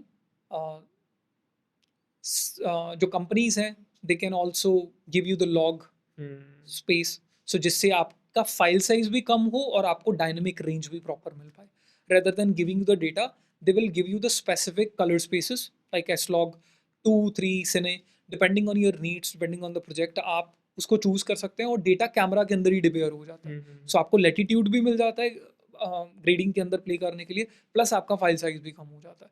बट या रॉ का कंट्रोल तो रहता है, बट अगर आपको समझ है कि आपको कंट्रोल इमेज को कैसे करना है, किस वे से आपको केयरफुली टूल्स को यूज़ करना है, तो आप लॉग के अंदर भी प्रॉपर्ली वो कर सकते हैं। ठीक है, ये मेरा एक सवाल भी था कि मेजर रॉ और लॉग में क्या डिफ़रेंस है, वो आपने बहुत अच्छे से क्लियर कर दिया ऑलरेडी मुझे। तो आप मुझे ये बताओ कि आप एचडीआर ग्रेडिंग को कैसे हैंडल करते हो और किस तरह के सॉफ्टवेयर्स एंड हार्डवेयर्स को यूज़ करते हो? सी एचडीआर हर प्रोजेक्ट हम ग्रेड नहीं करते हैं, बिकॉज कंज्यूमर लेवल डिस्प्लेस पे अगर आप आज भी नोटिस करेंगे, कंज्यूमर लेवल डिस्प्लेस पे तो एसडीआर भी अभी प्रॉपर नहीं है। हुँ, हुँ, हुँ। तो बट एचडीआर के अंदर अगर मैं बात करूँ, तो मैं थोड़ा सा अगर आपको एक्सप्लेन करूँ, एचडीआर का फुल फुल फॉर्म होता है हाई डायनेमिक रेंज, हुँ। एसडीआर का फुल फॉर्म होता है स्टैंडर्ड डायनेमिक रेंज। मोस्टली जो कैमरास है that capture 12 to 16 stops of dynamic range, जो सिनेमा कैमरास है, जितनी ज़्यादा डायनेमिक रेंज होगी विच मीन्स उतना ज़्यादा आपको लेटीट्यूड मिलेगा in the bottom and top, shadows and highlights की तरफ। जब आप वर्क करते हैं इन एस तो आप इतनी रेंज को 12 to 16 stops of dynamic range आप उसको कंप्रेस कर देते हो, आप उसको लिमिट कर देते हो तो ऑलमोस्ट 6 to 8 स्टॉप्स। ठीक है। But when you are working in H D R, तो H D R is a wider colour space, better pixels, better gamut. तो जो आपका कैमरा कैप्चर कर रहा है, जिस जिस लैटिट्यूड को वो कैप्चर कर रहा है, वो आप डिलीवरिंग साइड आउटपुट में भी यूज कर सकते हो। जो एक्चुअल कलर्स आप कैप्चर कर रहे हो वो ट्रू रिप्रोडक्शन आप एच डी आर के अंदर डिलीवर भी कर सकते हो। But H D are compatible monitor होना बहुत ज़रूरी है। बाकी डिवाइसेस ऑलमोस्ट सेम काम करेंगे, पैनल्स उसी तरीके से वर्क करेंगे, सॉफ्टवेयर उसी वे से वर्क करेगा। दो चीज़ें इसके अंदर ज़रूरत होती है, एच डी आर का मॉनिटर आपके पास होना ज़रूरी है, बिकॉज जब तक वो ट्रू एच डी आर आपको शो नहीं कर रहा, you will find the image like a flat, आपको वो फ्लैट दिखाई देगी हुँ। अगर आपका डिस्प्ले सपोर्ट ही नहीं कर रहा, और आप अंडरस्टैंड ही नहीं कर पाएंगे। तो आपके पास एक्चुअली ऐसा डिस्प्ले होना ज़रूरी है जो P3 ST2084 1000 निट्स जो स्टैंडर्ड हैं एच डी आर के, उसको सपोर्ट करे। सेकेंड, आपके पास थोड़ा जब प्रोफेशनली हम एच डी आर के अंदर वर्क करते हैं तो डॉल्बी विजन का लाइसेंस होता है जो रिक्वायर्ड होता है। सो फॉर एग्जाम्पल आपने एच डी आर के अंदर प्रोजेक्ट को ग्रेड कर लिया, देन उसके बाद उसी प्रोजेक्ट को आपको एस डी आर के अंदर डिलीवर करना है। अब आप दोबारा थोड़ी ग्रेड करेंगे, then the Dolby Vision software comes in. So with the help of Dolby Vision हम डिफरेंट डिफरेंट प्लेटफॉर्म्स के लिए डिफरेंट डिफरेंट डिलीवर्स को जनरेट कर सकते हैं। सो फॉर एग्जाम्पल मैंने ग्रेड किया in H D R 1000 nits और मुझे एस डी आर 100 निट्स के ऊपर डिलीवर करना है, तो within a few clicks के अंदर मैं अपनी ओवरऑल ट्रिम्स कर सकता हूँ। तो उसका लाइसेंस होना डॉल्बी विजन का काफ़ी ज़रूरी है। और मॉनिटर्स की अगर बात करें, तो आइजो एफ एस आई और सोनी मॉनिटर्स जो हैं सपोर्टेबल हैं 27 to 30 लाख रुपीज़ की रेंज के अंदर ये आते हैं। दैट्स वाई आपको कम देखने को मिलेंगे और कंपनी के पास इवन की स्टॉक भी काफ़ी कम होता है। इवन आप ऑर्डर डालेंगे, वो ऑर्डर जाता है, देन आपके ऑर्डर भी वो चीज़ें डिलीवर होती हैं। इंडिया में अच्छे जो स्टूडियोज़ हैं वहाँ पे आपको H D are supportable monitors देखने को मिलेंगे, बट कंज्यूमर साइड पे आपको बहुत कम डिस्प्लेस देखने को मिलेंगी जो true H D are support करते हैं। तो एक सवाल आता है कि आपने ना पॉडकास्ट के शुरुआत में बात की थी कि बहुत सारे डायरेक्टर्स और डीओपी से जो आपको बात होती है, जो कन्वर्सेशन होती है, वो डिसाइड करती है कि कलर ग्रेडिंग आपकी जो है वो किस डायरेक्शन में जाने वाली है, आपको कैसे कलर्स डालने हैं, कैसा एब्सोल्युटली। सब चीज़ें करनी है। तो मैं जानना चाहूँगा कि वो बातें किस तरह की होती है, क्या डायरेक्शंस आती हैं आपको डायरेक्टर की तरफ से, डीओपी की तरफ से, किस तरह की बातें होती हैं वो? सो किसी भी प्रोजेक्ट को शुरू करने से पहले I find the emotional language which they are speaking. बहुत सारे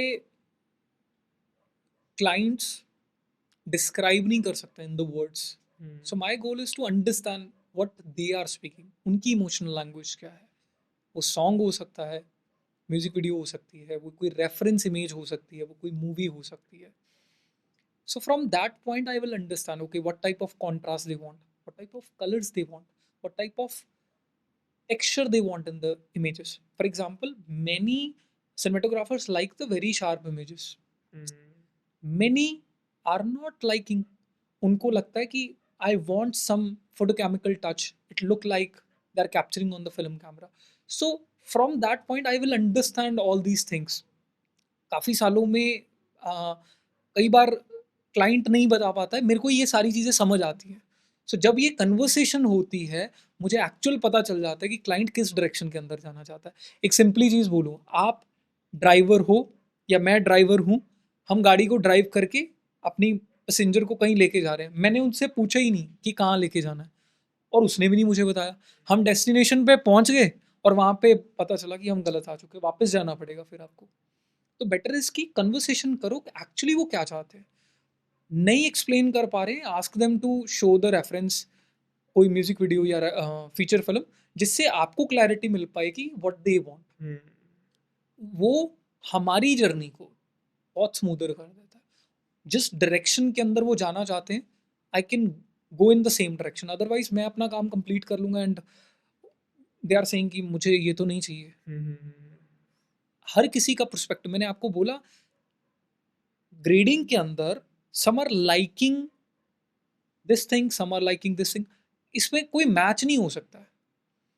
आपका पॉइंट ऑफ व्यू डिफरेंट है, मेरा पॉइंट ऑफ व्यू डिफरेंट है, और बहुत सारी ऐसे इंस्टाग्राम पे या अदर साइड पे लोग अपना कंटेंट पोस्ट करते हैं and ask about the feedbacks. और जब फीडबैक्स मांगते हैं, कोई कहता है बहुत ज़्यादा ग्रीन है, कोई कहता है बहुत ज़्यादा ब्लू है। It's not about that, it's about कि जो सिनेमेटोग्राफर कन्वे करना चाह रहे हैं, क्या वो ऑडियंस तक फील हो रहा है फर्स्ट ऑफ ऑल। और जो अगर वो लाइक कर रहा है इस टेस्ट को, I don't care at all कि लोग क्या सोच रहे हैं, उसके ऊपर क्या इम्पैक्ट कर रहा है। क्योंकि उनको लगता है इमेज ग्रीनर साइड बायस है। It's not a technical thing. Technically नहीं जा सकते हो, ये इमोशनली काम होता है। When you are watching the movies, आप कई बार मूवीज इतनी अच्छी होती हैं कि आपको एक्चुअल टेक्निकल पार्ट से डिस्कनेक्ट करके आप कब मूवी के साथ कनेक्ट हो जाते हो, कब मूवी कंप्लीट हो जाती है, आपको खुद को समझ नहीं आता। बिल्कुल। सो वो इमोशंस को कनेक्ट करने की सारी गेम है इसमें। ऐसा कुछ नहीं है कि सबका पर्सपेक्टिव डिफरेंट है। इवन कि आप अगर किसी का इंस्टाग्राम खोल के देखेंगे कलरिस्ट का, वहाँ पे अगर किसी ने फीडबैक मांगी है, तो 100 लोग हैं तो 100 का डिफरेंट पर्सपेक्टिव है, तो वो तो आप मैच नहीं कर सकते हो। यू कैन मैच कि क्लाइंट एक्चुअली क्या चाहते हैं और क्या डिलीवर करना चाहते हैं, आपका थॉट प्रोसेस क्या बोल रहा है। जब आप ग्रेड कर रहे हैं तो आप क्या फील कर पा रहे हैं, दैट्स इम्पोर्टेंट थिंग। तो डायरेक्टर्स और डीओपीज की बात आई, मैं जानना चाहूँगा किन फेमस डायरेक्टर्स एंड डीओपीज के लिए आपने काम किया? मैंने एक्चुअली काफ़ी सारे हमारा मेजरली वर्क आता है फ्रॉम द पोस्ट स्टूडियोज, तो हमारा इंटरेक्शन कभी विद द डायरेक्टर्स नहीं होता है। अगर मैं पंजाब के अंदर बात करता हूँ, I work on the Karan Aujla projects and मैंने रूपन बल डायरेक्टर है, उनके साथ काफ़ी काम किया हुआ है। बट अगर इंटरनेशनल प्लेटफॉर्म्स की बात करते हो, तो मैंने काफ़ी सारे ब्रांड्स के साथ वर्क किया हुआ है। गुची, लुई वुइटन, और भी बहुत सारे ब्रांड्स हैं जिनके लिए मैंने वर्क किया हुआ है। एक बैग का ब्रांड है, इटली का ब्रांड है वो, मैंने उनके लिए भी काम किया हुआ है। सो वो एक्चुअली काम आपके पास जो रोटेट होके आता है, that is coming from the post studios, और वहाँ पे आपका एग्रीमेंट असाइन होते हैं, जहाँ पे आप जो इस फील्ड में वर्क कर रहे हैं उनको इस चीज़ की क्लैरिटी होगी कि एक एनओसी हम एग्रीमेंट के फॉर्म में साइन करते हैं। सो हम डायरेक्टली उन क्लाइंट्स का, उन एड्स का, ये चीज़ों के थ्रू नाम नहीं ले सकता, बिकॉज वो घूम के हमारे पास आती हैं through the post houses. But यार 2015-16 के आसपास से आई कैन स्टार्ट वर्किंग। तो फिर बीच में मैंने काफ़ी सारे करण औजला, मैंने काफ़ी पंजाबी आर्टिस्ट के लिए भी वर्क किया हुआ है। इवन करण औजला, गैरी संधू, अमृत मान, काफ़ी सारे ऐसे अभी भी प्रोजेक्ट्स के अंदर नाम देखने को मिल जाएंगे। But due to the agreement conditions मैं खुद ही नाम नहीं उन चीज़ों को क्लियर करता हूँ पब्लिकली। तो दैट इज प्रोजेक्ट्स के नाम क्लियर नहीं करना चाहोगे आप? यस, क्योंकि वो एग्रीमेंट ही मेन चीज़ इसका है। अगर वो आप एग्रीमेंट ब्रेक कर रहे हो, which means you are breaking the trust of the client. आज भी वो मेरे पास क्लाइंट कनेक्टेड है, और इवन की जब चेन डिफरेंट वे से भी वर्क करती है, इवन की किसी प्रोजेक्ट के अंदर I can charge double amount. Hmm. जो मैं अमाउंट, फॉर एग्जांपल एक एक्स अमाउंट को हम चार्ज कर रहे हैं, मैं उसका डबल अमाउंट चार्ज करता हूँ समटाइम्स। सी इसमें बहुत सारी चीज़ें और होती हैं। हम्म। I can explain in such a वे, जैसे फॉर एग्जांपल एक डायरेक्टर है, उनको अपनी एक पर्सन को, अपने एडिटर को, अपने कलरिस्ट को खड़ा करना है, बट उनका काम इतना अच्छा नहीं है, so they can send the project to us, give the actual double budget. नाम वो उनका यूज़ करते हैं, काम हमारा होता है। सो ऐसी भी काफ़ी चीज़ें होती हैं। So due to that agreements मैं कभी नहीं चाहूँगा कि काम आना बंद हो जाए। बंद हो जाए। बाकी सब ठीक है, क्योंकि जब हम स्टार्टिंग कर रहे थे तब हमें होता था कि नाम आए प्रोजेक्ट में, हर प्रोजेक्ट में मैं I I can just see the description, बहुत अच्छा लगता था स्टार्टिंग स्टेज में, अब भी लगता है, बट अभी इतना होता नहीं है, क्योंकि ठीक है, जिसको पता है इंडस्ट्री में ऑलरेडी वो वर्क कर रहा है हमारे साथ, तो ऐसा फील नहीं होता। आपने अभी मेंशन किया कि आप बड़े ब्रांड्स, बड़े डायरेक्टर्स, बड़े लोगों के साथ काम कर रहे हैं, आपके पास बाहर से भी ब्रांड्स आ रहे हैं। तो मेरा एक सवाल आता है कि कैसे आप का कन्वर्सेशन रहता है? कैसा आपको लगता है, क्या डिफरेंसेस आपको फ़ील होते हैं जब आप किसी इंडियन डायरेक्टर के साथ, डीओपी के साथ बात कर रहे हैं, या फिर आप किसी हॉलीवुड के डायरेक्टर, डीओपी के साथ बात कर रहे हैं? तो आपको क्या लगता है कि क्या मेजर डिफरेंस आपको देखने को मिलता है चीज़ों में? सी इंडियन जो सिनेमेटोग्राफर्स हैं, जब हम उनके साथ वर्क करते हैं, उनका एक्चुअली जो प्लान होता है वो शूट के बाद शुरू होता है। So so so see, they capture the images and send to us with the reference कि भाई ये बनाना है हमें। तो समटाइम्स चीज़ें, सिनेमेटोग्राफी बहुत इंपॉर्टेंट मैटर करती है, कोई भी कलरिस्ट उसको चेंज नहीं कर सकता आफ्टर द शूट। अगर ये मैटर ही ना करती होती, तो जो हॉलीवुड या एएससी सिनेमेटोग्राफर्स हैं वो एक्चुअली प्री प्रोडक्शन साइड इतना काम क्यों करते? हर चीज़ मैटर करती है, even the costumes are also matter, makeups are also matter. बिल्कुल, बिल्कुल, बिल्कुल, मैं तो इससे बहुत अगर एग्री करता ये हूँ। चीज़ आप बाद में प्लान कर रहे हो, वे ये प्रॉब्लम आएगी आएगी। और जो इंडियन सिनेमेटोग्राफर्स हैं उनके साथ मेजरली ये प्रॉब्लम्स आती हैं, they can send you the reference and हमें ये बनाना है भाई। तो समटाइम्स हमें थोड़ा सा केयरफुली इमेजेस को पुश करना पड़ता है, बिकॉज हमारे पास सर्टेन बाउंड्रीज होती हैं, when we push that certain boundary, तो इमेज के ब्रेक होने के चांसेस काफ़ी हायर हो जाते हैं। तो हमें बहुत केयरफुली उन टूल्स को सेलेक्ट करना पड़ता है। When working with the Hollywood और एएससी सिनेमेटोग्राफर्स, कैमरा रोल करने से पहले प्लानिंग होती है। सो उनको एग्जैक्टली पता होता है कि हमें किस डायरेक्शन के अंदर फाइनल इमेज को लेके जाना है। Hmm, so even they can send us the test images and together we can build a show LUT. Hmm, हम एक लट बिल्ड करते हैं। So based on the feedbacks हम उसको रिफाइन करते हैं, and they can load in the camera और monitor, जिससे उनको क्लैरिटी मिलती है कि जो हम इमेजेस को कैप्चर कर रहे हैं वो हुँ, एग्जैक्टली हमें कैसी दिखने वाली हैं after the some point of final delivery, वो कैसा उसका ओवरऑल लुक होने वाला है। सो जो इंडियन सिनेमेटोग्राफर्स हैं वो टेक केयर नहीं करते हैं इस चीज़ का, जो मुझे लगता है। वो पहले शूट करते हैं फिर प्लान करते हैं, जहाँ पे जो हॉलीवुड और एएससी सिनेमेटोग्राफर्स हैं वो कैमरे के बटन को एक्टिवेट करने से पहले ये सारी चीज़ें प्लान करते हैं। फिर जब हम एक लुक के ऊपर सेटल कर जाते हैं, एक शो लट बिल्ड हो जाता है, देन वो कैमरा के अंदर या मॉनिटर के अंदर लोड करते हैं। देन उनको एक्चुअली क्लैरिटी होती है कि हमें किस डायरेक्शन के अंदर जाना है। तो हुँ, मेजर यही है। सब इंडियन सिनेमेटोग्राफर्स ऐसे नहीं हैं। Many are with the very good skills, उनको अपनी फील्ड की बहुत अच्छी नॉलेज है। बट मिसकंसेप्शन काफ़ी लोगों के माइंड में ये भी है कि हम कैसी भी इमेज को कैप्चर कर दें और कलरिस्ट कैसा भी कर देगा। नहीं होता ऐसा। हुँ, आप cinematography play important role. Hmm, अगर सपोज करते हैं आप टील एंड ऑरेंज को बिल्ड कर रहे हैं, that's very common and famous colour harmony. Hmm, अगर आपकी इमेज में एक कंपोनेंट भी मिसिंग है, there are two colours, teal orange, अगर आपका एक कंपोनेंट भी मिसिंग है, तो आप उसको प्रॉपर वे से नहीं बना सकते, नहीं डेवलप कर सकते। If it's missing the teal colour, hmm, आपके सारे टोन्स ऑलमोस्ट वार्म साइडर हैं, टील कलर ही नहीं है, तो आपको काफ़ी डिफिकल्टी आएगी उस हारमोनी को बिल्ड करने के लिए। हुँ, एंड दैट्स द इशू। वहाँ पे लोग थोड़ा हार्डर पुश करना शुरू कर देते हैं, they can select the background, put the colour, वो एक्चुअली आर्टिफिशियली दिखाई देगा, वो आपको कभी भी ऐसा नहीं लगेगा कि it look like a real, ऐसा लगेगा इमेज के अंदर कि कुछ आपने सम काइंड ऑफ किया हुआ है। मेरे accordingly audience can't feel that कि आपने इमेज को टच किया हुआ है, that is actually colour grading, कि फील नहीं होना चाहिए वो। तो हमारी ये कन्वर्सेशन हो गई कि डायरेक्टर्स से किस तरह की कन्वर्सेशंस होती हैं, हमने बात की कि हॉलीवुड डायरेक्टर्स और इंडियन डायरेक्टर्स सिनेमाटोग्राफर्स में क्या मेजर कन्वर्सेशन में आपको डिफरेंस देखने को मिलता है। मैं ये जानना चाहता हूँ, आप एक प्रोजेक्ट के ऊपर जब काम कर रहे हैं, आपने उसको कलर ग्रेड कर दिया, कलर ग्रेडिंग का प्रोजेक्ट आपका वो कंप्लीट हो गया, तो आपको एक फीडबैक, फाइनल फीडबैक कौन देता है?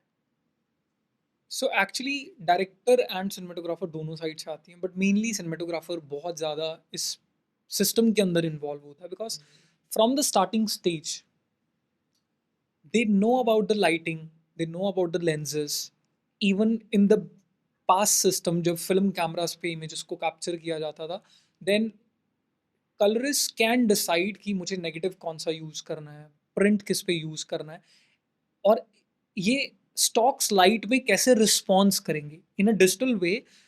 हम लेंसेज को चूज करते हैं, सो सिनेमेटोग्राफर नो दिस कि मुझे एग्जैक्टली किस टाइप की ओवरऑल कलर्स चाहिए, किस टाइप का ओवरऑल कॉन्ट्रास्ट चाहिए, किस टाइप का ओवरऑल टेक्सचर चाहिए। सो ज़्यादा पॉइंट ऑफ व्यूज़ और जो चीज़ें निकल के आती हैं और फीडबैक्स निकल के आते हैं वो ज़्यादा सिनेमेटोग्राफर्स की तरफ से होते हैं। डायरेक्टर्स हम जब वर्क करते हैं तो सी टेक्निकली नॉलेज अपने फील्ड की होना बहुत ज़रूरी है। I am not talking about all the directors, but बहुत सारे directors they are start working with the work, अपना काम करना शुरू कर देते हैं, बट बेसिक नॉलेज भी नहीं होती है। They can stick to the kind of cinematographer के ऊपर रिलाई करते हैं कि सिनेमेटोग्राफर इस तरीके से लाइटिंग करेगा, इस तरीके से कर देगा। सो आई थिंक वो मुझे लगता है कि ज़्यादा फीडबैक्स मुझे तो ज़्यादा सिनेमेटोग्राफर्स की तरफ से आती है। ठीक है। मैं साथ ही साथ ये जानना चाहूँगा कि अगर हम बात कर रहे हैं कलर ग्रेडिंग की, और कलर ग्रेडिंग खुद में ही इतना बड़ा है, तो उसकी टीम कितनी बड़ी होती है? कितनी तरह के लोग एक कलर ग्रेडिंग टीम में होते हैं? क्या स्कोप है अगर कोई कलर ग्रेडिंग की तरफ जा रहा है, कोई कलर ग्रेडिंग सीखना चाहता है, तो उसके पास क्या स्कोप्स हैं कि वो कहाँ-कहाँ जा सकता है? Correct. So it depend on the project, but मैं आपको थोड़ा सा फ्लो समझा देता हूँ इन एवरी सिंगल प्रोजेक्ट हम कैसे इसको हैंडल करते हैं। So after the edit is complete, edit mainly हम प्रॉक्सी वर्जन के ऊपर वर्क करते हैं। सो बिफोर ग्रेडिंग हमें ओरिजिनल डेटा के साथ कनेक्ट करना होता है, और ये एक्चुअली कलरिस्ट का काम नहीं है। Hmm, so first of all, after the edit is complete, the conformist comes in. Okay. So conformist can take the cut from the editor, उसको हम बोलते हैं पिक्चर लॉक कट। हुँ, वो एडिटर से लेता है, then they can reassemble the timeline on their grading system. क्योंकि इसको भी थोड़ा सा मैं एक्सप्लेन कर देता हूँ, क्योंकि जब एडिटिंग आप कर रहे हो, you are working in multiple timelines, hmm, हर कंटेंट तो व्यूअर को नहीं दिखाई दे रहा, तो कलरिस्ट एक्स्ट्रा पार्ट को क्यों ग्रेड करेगा जो आपका टाइमलाइन के अंदर दिखाई नहीं दे रहा फाइनल आउटपुट के अंदर। Hmm, hmm, so conformist can rebuilding the overall timeline in such a way कि जो एक्स्ट्रा पोर्शन है वो हटा देता है वो। Okay. So then this first step and second step is कि वो ओरिजिनल डेटा के साथ कनेक्ट करता है। सो ओरिजिनल डेटा के साथ कनेक्ट करने के बाद then the colour assistant comes in. So colour assistant का काम होता है एक्चुअली पूरे प्रोजेक्ट को ऑर्गेनाइज करना, okay. Depending on the strategy, depending on the project. So जैसे फॉर एग्जांपल मल्टीपल कैमरास का यूज़ किया हुआ है, so they can divide the clips into groups, hmm, जिससे मेरे पास फ्लेक्सिबिलिटी बहुत ज़्यादा होती है। जैसा कि मैंने आपको पहले ही ऑलरेडी एक्सप्लेन किया था, जितना ऑर्गेनाइज अच्छे से होगा प्रोजेक्ट, उतना ज़्यादा मेरे को फ्रीडम होगी, मेरे पास फ्लेक्सिबिलिटी होगी कि मैं उसी चीज़ को 1 सेकंड के अंदर कंप्लीट कर सकता हूँ।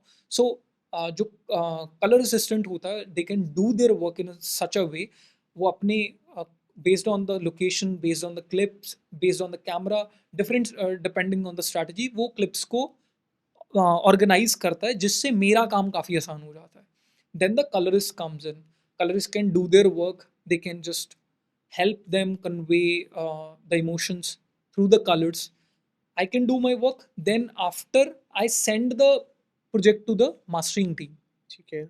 मास्टरिंग टीम का काम होता है डिफरेंट वर्जन्स को क्रिएट करना। हर प्लेटफॉर्म की डिफरेंट रिक्वायरमेंट्स होती हैं। जैसे फॉर एग्जांपल आप वर्क कर रहे हैं सिनेमास के लिए, हुँ, सिनेमास की रिक्वायरमेंट है DCI P3। आप वर्क कर रहे हैं for example for the web streaming platforms, that is different, Rec 79 gamma 22। आप टीवी के लिए वर्क कर रहे हैं Rec 79 गामा 24। तो डिफरेंट डिलिवरेबल्स निकालना ये एक्चुअली मास्टरिंग टीम का काम होता है, ठीक है। क्योंकि दे हैव डेडिकेटेड सॉफ्टवेयर्स, काफ़ी सारे सॉफ्टवेयर्स वहाँ पे भी वर्क करते हैं उनके पॉइंट ऑफ व्यू पे। जैसे हम रिजॉल्व का यूज़ कर रहे हैं या अदर टूल्स का यूज़ कर रहे हैं, ऐसे ही मास्टरिंग टीम के पास भी डेडिकेटेड सॉफ्टवेयर्स होते हैं, डेडिकेटेड लाइसेंस होते हैं जो DCP को सपोर्ट करते हैं वाइल बिल्डिंग। सो ये एक चीज़ मास्टरिंग टीम के पास जाती है। मास्टरिंग टीम्स डिफरेंट डिलीवरीज को क्रिएट करती है। Then the QC teams comes in. Hmm, QC team का वर्क होता है एक्चुअली क्वालिटी चेक करना। हुँ, सो जो भी कंटेंट बाय एयर हो गया और जो कंज्यूमर लेवल डिस्प्लेस के ऊपर वो कंटेंट कैसा दिख रहा है, किसी भी टाइप की मिस्टेक, किसी भी टाइप की ब्रेकेज, किसी भी टाइप के आर्टिफिक्स अगर हैं, तो वो हमें इन्फॉर्म करते हैं कि ओके दिस टाइप ऑफ, या आप यहाँ पे आपकी मिस्टेक है या इस टाइप के।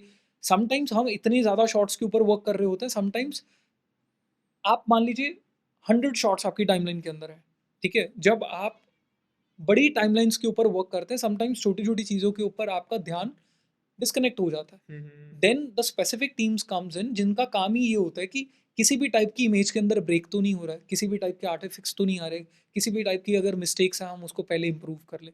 तो अ, ये एक्चुअली QC टीम का वर्क होता है।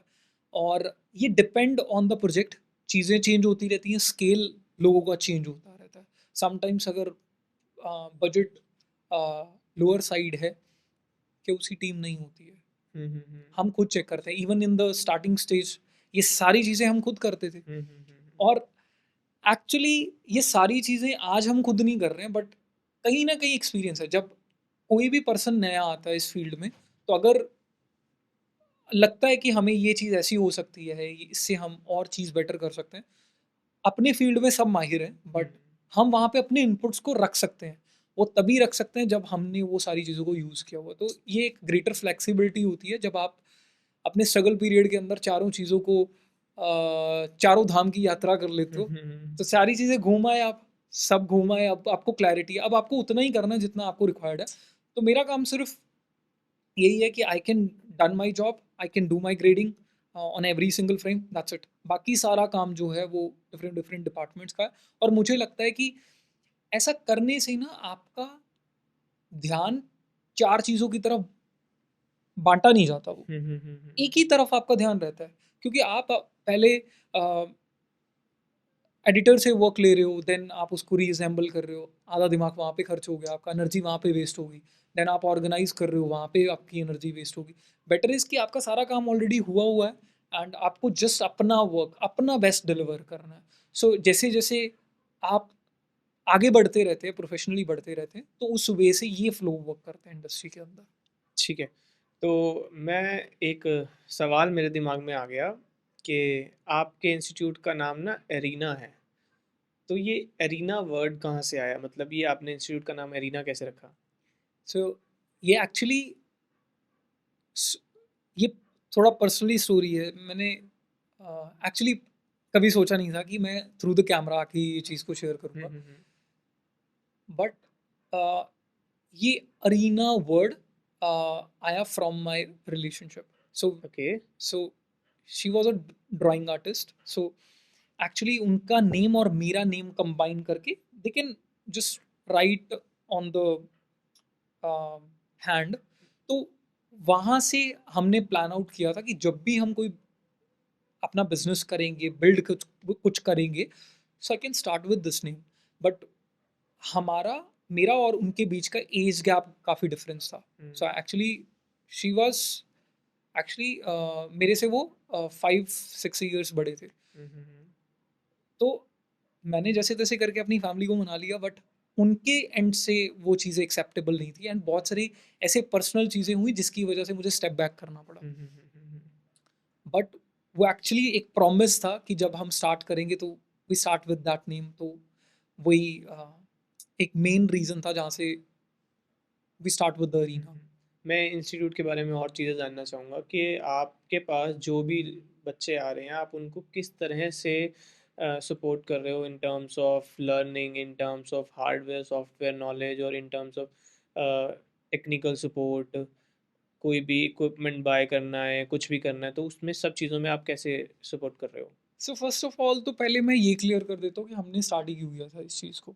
मेजर जो मुझे चीज़ें देखने को मिली, इवन बहुत सारे लोग जो इस फील्ड से हैं वो कनेक्ट भी करेंगे और इस जाल में फँसे भी हुए हैं। Hmm, hmm, hmm. So many institutes, उन मैनी इंस्टीट्यूट्स में स्पेसिफिक ऑलरेडी नेम्स कमेंट्स के अंदर आपको मिल जाएँगे हुँ, देखने को। हुँ। और सब कनेक्ट भी करेंगे उस चीज़ से, आप भी कनेक्ट करेंगे इस चीज़ के साथ। सो एक्चुअली क्या होता है कि व्हेन आई वाज़ वर्किंग मुझे कोलैबोरेटर्स की ज़रूरत थी अपने काम के अंदर। मेरे पास इतना टाइम नहीं था मैं किसी को ट्रेन करूँ और जैसा मुझे चाहिए था वैसा कोई मिल नहीं रहा था। सो आई थॉट कि कुछ ऐसे डेडिकेटेड लोग हैं जिनको मैं सजेस्ट कर सकता हूँ कि जो कोर्स को कंप्लीट कर सकते हैं। I have 2-3 names in my mind जिनका मैंने नेम सुना था। एक्सपीरियंस नहीं मैंने किया बट नेम सुना हुआ था। सो मैंने उनको बोला कि आप यहाँ से जाके सीख लीजिए and you can start learning and hmm, वापस हुँ। आके आप हमारे साथ काम करना शुरू कर देना। ठीक है। अब होता क्या है कि जब आप वहाँ पे जाते हो तो एक मिडिल क्लास की फैमिली को बड़े सपने दिखा दिए जाते हैं हुँ, और हमारे माँ बाप तो वैसे ही एक बातों में आ जाते हैं सिंपल। जिसको एडिटिंग का कोर्स करना है उसको 10 सॉफ्टवेयर्स और सिखा दिए जाते हैं। उसको फ़ोटोशॉप भी सिखाया जा रहा है, उसको वीडियो एडिटिंग के सॉफ्टवेयर्स भी सिखाए जा रहे हैं, उसको 3D भी सिखाया जा रहा है। आपके पास अगर ग्रेडिंग का नहीं है, ग्रेडिंग का ट्रेंड है, ग्रेडिंग के सॉफ्टवेयर्स भी सिखाए जा रहे हैं, जबकि ग्रेडिंग का तो उनको एबीसी भी नहीं आता है। Hmm, hmm, hmm. बट सारी चीज़ें सिखाई जा रही हैं, जबकि एक्चुअली उसको तो ज़रूरत ही नहीं है, उसको तो एक ही चीज़ यूज़ करनी थी। बट ये सारी चीज़ें उनको सिखाई जा रही हैं और लास्ट में ये बताया जा रहा है कि आप एक अच्छी जॉब के लिए प्रिपेयर हो जाओगे। आपको बड़े इंस्टीट्यूट्स का नाम दिखाया जा रहा है कि हमारे इंस्टीट्यूट के स्टूडेंट यहाँ पे वर्क कर रहे हैं, हुँ, हुँ। यहाँ पे वर्क कर रहे हैं। एक्चुअली वो सारे घिसरे होते हैं। वो एक्चुअली कोई रोटो में वर्क कर रहा है, किसी की 15-20 हज़ार सैलरी है। सी ये प्रॉब्लम कोई नहीं है 15-20 हज़ार की सैलरी में, बट अगर आपको इतना घिस के भी 15-20 हज़ार कमाने हैं तो आप क्यों आ रहे हो फील्ड में? सिंपल दिहाड़ी मज़दूरी करो, वहाँ पे जाके आप काम करो, उससे अच्छा कमा लोगे। तो यहाँ पे जब वो कोर्स कंप्लीट हुए, हमारे पास वापस आए, जब हमने देखा, वो वैसा नहीं था जैसा हम चाहते थे क्योंकि जब आप एक्चुअली प्रैक्टिकली वर्क करते हो, कंप्लीटली डिफरेंट होती हैं चीज़ें। हुँ, जब आप actual on set grading room के अंदर आप क्लाइंट के साथ होते हो, कंप्लीट समटाइम्स आप इमोशनल हो जाते हो, क्लाइंट के साथ बहुत ज़्यादा ओपनली चीज़ें कम्युनिकेट करना शुरू करते हो, दैट इज़ लुकिंग अनमैच्योर। तो वो चीज़ें एक्सपीरियंस के साथ ही आपके अंदर आती हैं। तो ये एक सबसे मेजर रीज़न था जहाँ से हमने स्टार्ट किया, बिकॉज़ आई हैव फिर हमने उनको सबको ट्रेन किया था। सो अब मुझे पता था exactly I have kind of a background, मेरे पास ऑन सेट एक्सपीरियंस है, not the experience of a education. जब आप किसी चीज़ को पढ़ रहे हैं, हुँ, हुँ, हुँ। तो वो एक्चुअली सिर्फ़ इन्फॉर्मेशन है, वो नॉलेज नहीं है। नॉलेज वो होती है जब आप एक्सपीरियंस कर लेते हैं। आपने किसी चीज़ को पढ़ा, नई चीज़ है वो आपके लिए। जब आपको कोई 4 क्वेश्चन और जाके पूछता है, आप कन्फ्यूज़ हो जाएँगे उसमें। इन्फॉर्मेशन और नॉलेज में बहुत बड़ी डिफरेंस है। नॉलेज एक्सपीरियंस से आती है। इन्फॉर्मेशन सिर्फ़ आपने पढ़ लिया इसका मतलब ये नहीं है कि आपके पास नॉलेज है, वो इन्फॉर्मेशन ही है। Hmm, hmm, hmm. सो अ, जब आई हैव दैट बैकग्राउंड और मुझे था कि जो एक्सपीरियंस मैंने कलेक्ट किया है, वो मैं अपना एक्सपीरियंस लोगों तक शेयर करता हूँ। That's why we started Arena Film Institute and और लोगों की हमने हेल्प करनी शुरू की। एंड हम कभी भी नेवर एवर हम कभी भी ये नहीं बोलते हैं आपको जॉब मिल जाएगी। जॉब की एक्चुअल कमी नहीं है कोई। हुँ, काम करने वाले कितने हैं? आप आज लोगों को ढूँढने जाओ, काम करने वाले आपको बहुत कम मिलेंगे। बातें करने वाले बहुत ज़्यादा मिलेंगे, काम करने वाले आपको बहुत कम मिलने वाले हैं। हुँ, बहुत कम लोग आपको मिलेंगे जो डेडिकेशन से आपको काम करके देंगे। सो काम बहुत इम्पोर्टेंट है, जॉब्स की आज भी कोई कमी नहीं है, जॉब्स की कमी नहीं है, फ्रीलांसिंग प्रोजेक्ट्स की कमी नहीं है। फॉरेन क्लाइंट्स का जितना भी कंटेंट है, इंटरनेशनल जितना भी कंटेंट है इंडिया में आ रहा है, तो काम की तो बिल्कुल कमी नहीं है एंड हम इसमें सपोर्ट डिफरेंट वे से करते हैं, रेदर देन कि हम उनको सिर्फ और सिर्फ टेक्निकल नॉलेज दें। हम उनको उनका एक्चुअली क्रिएटिविटी पार्ट भी स्ट्रॉन्ग करते हैं और टेक्निकल बेस भी स्ट्रॉन्ग करते हैं। अगर एक कलरिस्ट को उसके फील्ड की नॉलेज नहीं है, so see they are building the studio, उसको एक्चुअल पेंट की नॉलेज नहीं है, उसको एक्चुअली हार्डवेयर की नॉलेज नहीं है, कौन सी मॉनिटर उसको लेना चाहिए, कैसे लेना चाहिए, किन किन एक्सपेक्ट्स को अंडरस्टैंड करना चाहिए, जब ये नॉलेज नहीं है they are spending in a wrong way, जिससे अपनी वो लाइफ सेविंग को वेस्ट करता है। सो हमारा ये हमेशा गोल रहता है कि हम एजुकेट राइट करें। हम जि, हम जितनी भी सर्विस लेके आते हैं, जो भी हम एड ऑन करते हैं चीज़ें, मेरी पूरी कोशिश रहती है उससे सपोर्ट मिले लोगों को। सो उसी फ्लो के अंदर हम वर्क करते जा रहे हैं, एंड हम प्रॉपर टेक्निकली सपोर्ट भी देते हैं और एक्चुअली क्रिएटिविटी पार्ट के ऊपर जो ओवरऑल ग्रेडिंग स्किल्स हैं उनको भी ट्रेन करते हैं, plus hardware point of view पे भी हम आपको प्रॉपर गाइड करते हैं। सो जैसे हमारे इंस्टीट्यूट में when somebody join the course, हम प्रॉपर क्लास के अंदर बिजनेस कैसे सेटअप करना है, स्टूडियो कैसे बिल्ड करना है, ये सारी चीज़ें कवर करते हैं। बट जब अगर कोई ऐसा पर्सन है जिसको राइट गियर्स के अंदर इन्वेस्ट करना है, वो हमारे इंस्टीट्यूट के नंबर पर कॉल कर सकता है। हम उसकी नीड्स को अंडरस्टैंड करेंगे, नीड्स के अकॉर्डिंगली उनको राइट हार्डवेयर सजेस्ट करेंगे। सो आप डीलर्स के पास, किसी के पास भी प्रोडक्ट्स लेने के लिए जा रहे हो, अब डीलर के पोर्टफोलियो में तो 50 प्रोडक्ट्स और हैं, सारे तो उसने यूज़ नहीं किए हुए ना। हमारे पास वही प्रोडक्ट्स हैं जो हम यूज़ कर रहे हैं, और हमसे बेटर आपको वो नहीं बता पाएगा। ये ऑनेस्टली मैं आपको बोल रहा हूँ, क्योंकि हमने वो प्रोडक्ट्स को ऑलरेडी यूज़ किया हुआ है। आप उससे अगर कोई और सवाल करेंगे तो उसका आंसर नहीं दे पाएगा। जैसे मैं एक एग्जांपल की बात करता हूँ, देयर आर टू थिंग्स। एक डिवेंची रिजॉल्व का स्टूडियो वर्जन आता है, डिवेंची रिजॉल्व का एक स्पीड एडिटर आता है जो एडिटिंग साइड में, एडिटिंग के पॉइंट ऑफ व्यू में यूज़ होता है। ठीक है। अब डीलर्स रेदर देन कि जिसको स्टूडियो वर्जन चाहिए उसको वो स्पीड एडिटर दे स्पीड दें। एडिटर सेल कर देते हैं। क्यों? क्योंकि इंडियन कस्टमर का पॉइंट ऑफ व्यू क्या है, भाई 30,000 दे रहे हैं, कुछ हार्डवेयर ही मिल जाएगा, खुशी मिल जाती है। इवन कि वो 5-6 हज़ार जो आपने एक्स्ट्रा स्पेंड किए हैं, क्या आपको एक्चुअल यूज़ करना है एडिटर? पहले ये डिसाइड कीजिए। अगर आपको एज अ कलरिस्ट वर्क करना है, आपको कलर पेज के ऊपर ही स्टिक रहना है, आपको मेन आपका वर्क ही उस अराउंड है, तो वो ऐसे का ऐसे ही रह जाएगा। और जिसको चाहिए स्पीड एडिटर, जिसको एक्चुअली एडिटिंग करनी है, तो वो तो एक स्मॉलर बेसिक टूल है, पूरे टूल्स तो वहाँ पे होते नहीं। टेक्निकली ये पॉसिबल है कि आपके डेस्क के ऊपर कलर पैनल भी है, आपका नॉर्मल कीबोर्ड भी है और साथ में एडिटर कीबोर्ड है। 3 कीबोर्ड में हाथ कैसे लेके जाओगे? पॉसिबल नहीं है। तो वहाँ पे आपका एक जो कीबोर्ड है स्पीड एडिटर, वो कट आउट होता है, वहाँ पे आता है एडिटर कीबोर्ड, जो बड़े वाला कीबोर्ड होता है। वो कीबोर्ड का भी वर्क करता है, जो आपका नॉर्मल कीबोर्ड है, वो आपके एडिटिंग के पॉइंट ऑफ व्यू पे भी वर्क करता है। सो इट्स अंडरस्टैंडिंग कि एक्चुअली रिक्वायरमेंट क्या है। नीड्स को अंडरस्टैंड करना बहुत ज़रूरी है, जहाँ पे हम हेल्प करते हैं। And we have main partner प्रीपो स्टूडियो सोल्यूशन जो ऑथराइज है। तो ब्लैक मैजिक डिज़ाइन एंड आइजो के प्रोडक्ट सारे हमारे अरीना फिल्म इंस्टीट्यूट की वेबसाइट पे आपको देखने को मिलते हैं, यू कैन बाय देम। और आफ्टर सर्विस जो सपोर्ट मिलता है, आपके पैनल में कोई प्रॉब्लम आ गई, आपके हार्डवेयर में प्रॉब्लम आ गई, डीलर आपको कभी भी सपोर्ट नहीं करेगा। जिस लेवल पे हम सपोर्ट कर देंगे और जिस लेवल की हमारे पास पावर है, वो कोई सपोर्ट नहीं करेगा। ओपनली कैमरा पे कुछ चीज़ें ऐसी होती हैं, अगर मैं बोल दूंगा तो हो सकता है ये कंपनी का पर्सन भी देख रहा हो, ये लूप होल्स हैं, हमें पता है। टेक्निकली अगर 1 साल किसी को हो गया, वारंटी आउट हो गई, किसी भी प्रोडक्ट में अगर कोई इशू आता है, डीलर उसका सपोर्ट नहीं करेगा। हमारे पास ऐसे लूप होल्स हैं जहाँ पे हम इन चीज़ों को सॉल्व कर देते हैं। फॉर एग्जाम्पल एक सिंपल सिनेरियो की बात करता हूँ, जहाँ पे एक पैनल था 2.2 लाख के अराउंड, ऑलमोस्ट वो पैनल था, 1 साल कंप्लीट हो गया, बट उसके बाद भी हमने उसको रिप्लेस करा के दिया।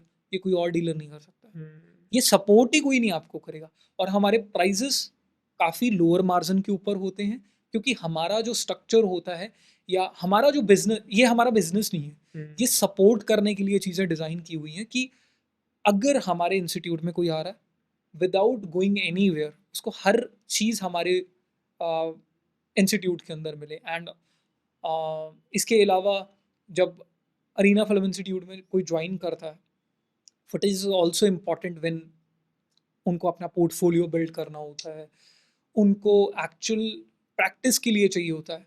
आप किस इतनी फुटेज आपको पहली बात नहीं मिलती है, तो फुटेज का सपोर्ट हमारे एंड से मिलता है। इवन हम डिफरेंट सर्विस को अप्रोच करते हैं, जैसे आर्ट लिस्ट है। आर्ट हुँ, लिस्ट हुँ। इंडिया में प्राइसिंग है दैट इज़ 70,000 के आसपास है जब आप रॉ एंड लॉक के सब्सक्रिप्शन लेते हैं। Hmm, hmm, hmm. बट वहाँ पे हमारे पास बहुत सारे ऐसे सॉल्यूशंस हैं जहाँ पे आप सिंग हर क्लिप का लाइसेंस ले सकते हैं। आपको प्रॉपर 1 ईयर का लाइसेंस मिलता है। हमारी टूल किट्स हैं जो अगर आप separately so see I work from last 9 years. Hmm, इस 9 ईयर्स के अंदर मैंने बहुत सारे systems, tool kits, overall functions को बिल्ड किया है। हर प्रोजेक्ट में टाइम की लिमिटेशंस होती है, प्रेशर बहुत ज़्यादा होता है, तो आपको अपना बेस्ट देना होता है। हुँ, यहाँ पे वर्क करती हैं सिस्टमैटिकली वे से ऑर्गेनाइज़ की हुई चीज़ें। हुँ, आपकी ओवरऑल अप्रोच, आपका ओवरऑल टूल किट सिस्टम। सो टूल किट में जो 9 ईयर से कंपोनेंट मैंने अपनी प्रैक्टिस के अंदर यूज़ किए हैं, अपनी प्रैक्टिस के अंदर बिल्ड किए हैं, वो सारे कंपोनेंट्स एक टूल किट के अंदर डाले हुए हैं। अगर आप वो बाहर से परचेज़ करने जाते हो, some are supporting some lots something आपको वहाँ से मिल जाएँगे, दूसरे के लिए आपको दूसरा करना पड़ेगा। ऐसा करते आपको वो सारी चेन बनानी पड़ेगी। हुँ, व्हाई नॉट कि you can go with the one tool kit and आपको सारी चीज़ें इसी चीज़ के अंदर मिल जाएँ। आपके फ़िल्म एमुलेशंस हैं, आपके नेगेटिव प्रिंट लॉट्स हैं और सबसे वाइडर रेंज है हमारे पास नेगेटिव एंड प्रिंट्स की। सो वो सपोर्ट सिस्टम जो टूल्स मैं अपनी प्रैक्टिस के अंदर यूज़ करता हूँ, जैसे फंक्शंस का यूज़ करता हूँ, वो सारी चीज़ें हम साथ में डिलीवर कर रहे हैं। Hmm, that is the main thing. अगर आप उस लाइब्रेरी को बिल्ड करने जाओगे, it takes so much time and it required lot of money. Experiment क्योंकि आपको अंडरस्टैंड करना पड़ेगा ना। See 4 companies they are doing the same work. Hmm, how you understand कि विच वन इज बेटर? आप उसको जब तक टेस्ट नहीं करोगे, ग्रेडिंग इज अबाउट रिस्पॉन्सेज कैसे डिलीवर कर रहा है।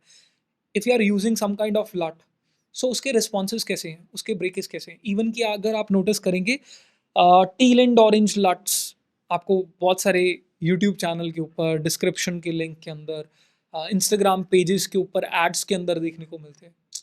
That are actually true LUTs? No. वो आपकी इमेज को ब्रेक करते हैं रेदर देन इम्प्रूविंग।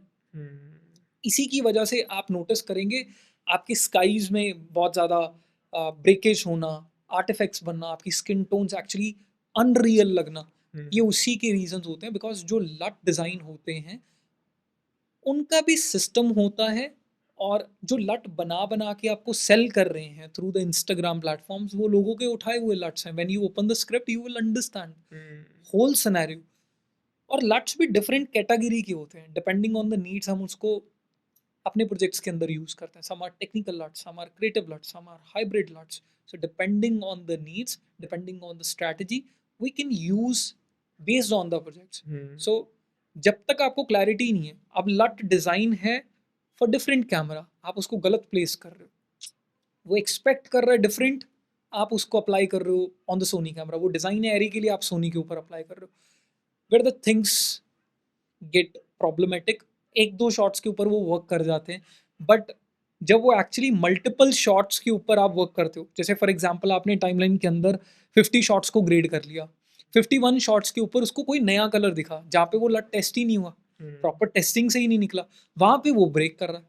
अब आपको सारे पुराने सिस्टम्स जो आपने जहाँ पे यूज़ किए हैं, जिस क्लिप्स के ऊपर आपने लट यूज़ किया, वो सारे सिस्टम, सारी प्लानिंग आपको चेंज करनी पड़ेगी। सो ये बहुत इंपॉर्टेंट होता है केयरफुली, जो भी टूल्स आप यूज़ कर रहे हो वो किसी भी टाइप की ब्रेकेज ना करे, ये हमारी रिस्पॉन्सिबिलिटी होती है।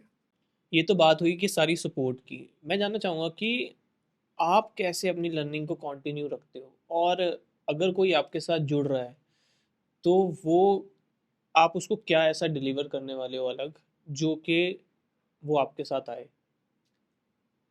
So actually first of all अगर आपको सीखना है, कंटिन्यूसली सीखना है, बिकम अ गुड लिसनर। अपने से हायर लोगों की, अपने से प्रोफेशनल लोगों की बातों को सुनना सीखिए। फर्स्ट ऑफ ऑल तो सुनना सीखिए सबसे पहले। जितना अच्छे से आप केयरफुली और इंटरेस्ट लेके सुनेंगे, सामने वाला पर्सन उतनी अच्छे से आपको एक्सप्लेन करेगा। हुँ, और वही आपकी नॉलेज का सबसे बड़ा पॉइंट है फर्स्ट ऑफ ऑल। और यहाँ पे ना एक मन के पास बाल्टी होती है, जब वो भर जाए तो वो बांटना भी सीखिए। सो जब आप चीज़ों को सीख रहे हो तो सिखाना भी सीखिए, वो शेयर करना भी सीखिए। सो ये एक सबसे इम्पॉर्टेंट चीज़ है जो मैंने लर्न की है, जो कंटिन्यूसली मुझे लर्न करने में हेल्प करती है।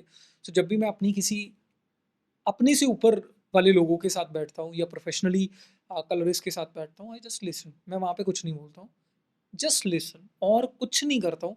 जितना अच्छे से मैं उनको सुनता हूँ उतना अच्छे से वो मुझे चीज़ों को एक्सप्लेन करते हैं, और जितना अच्छे से वो एक्सप्लेन करेंगे, I have so much knowledge. So वो एक पर्सपेक्टिव रहता है।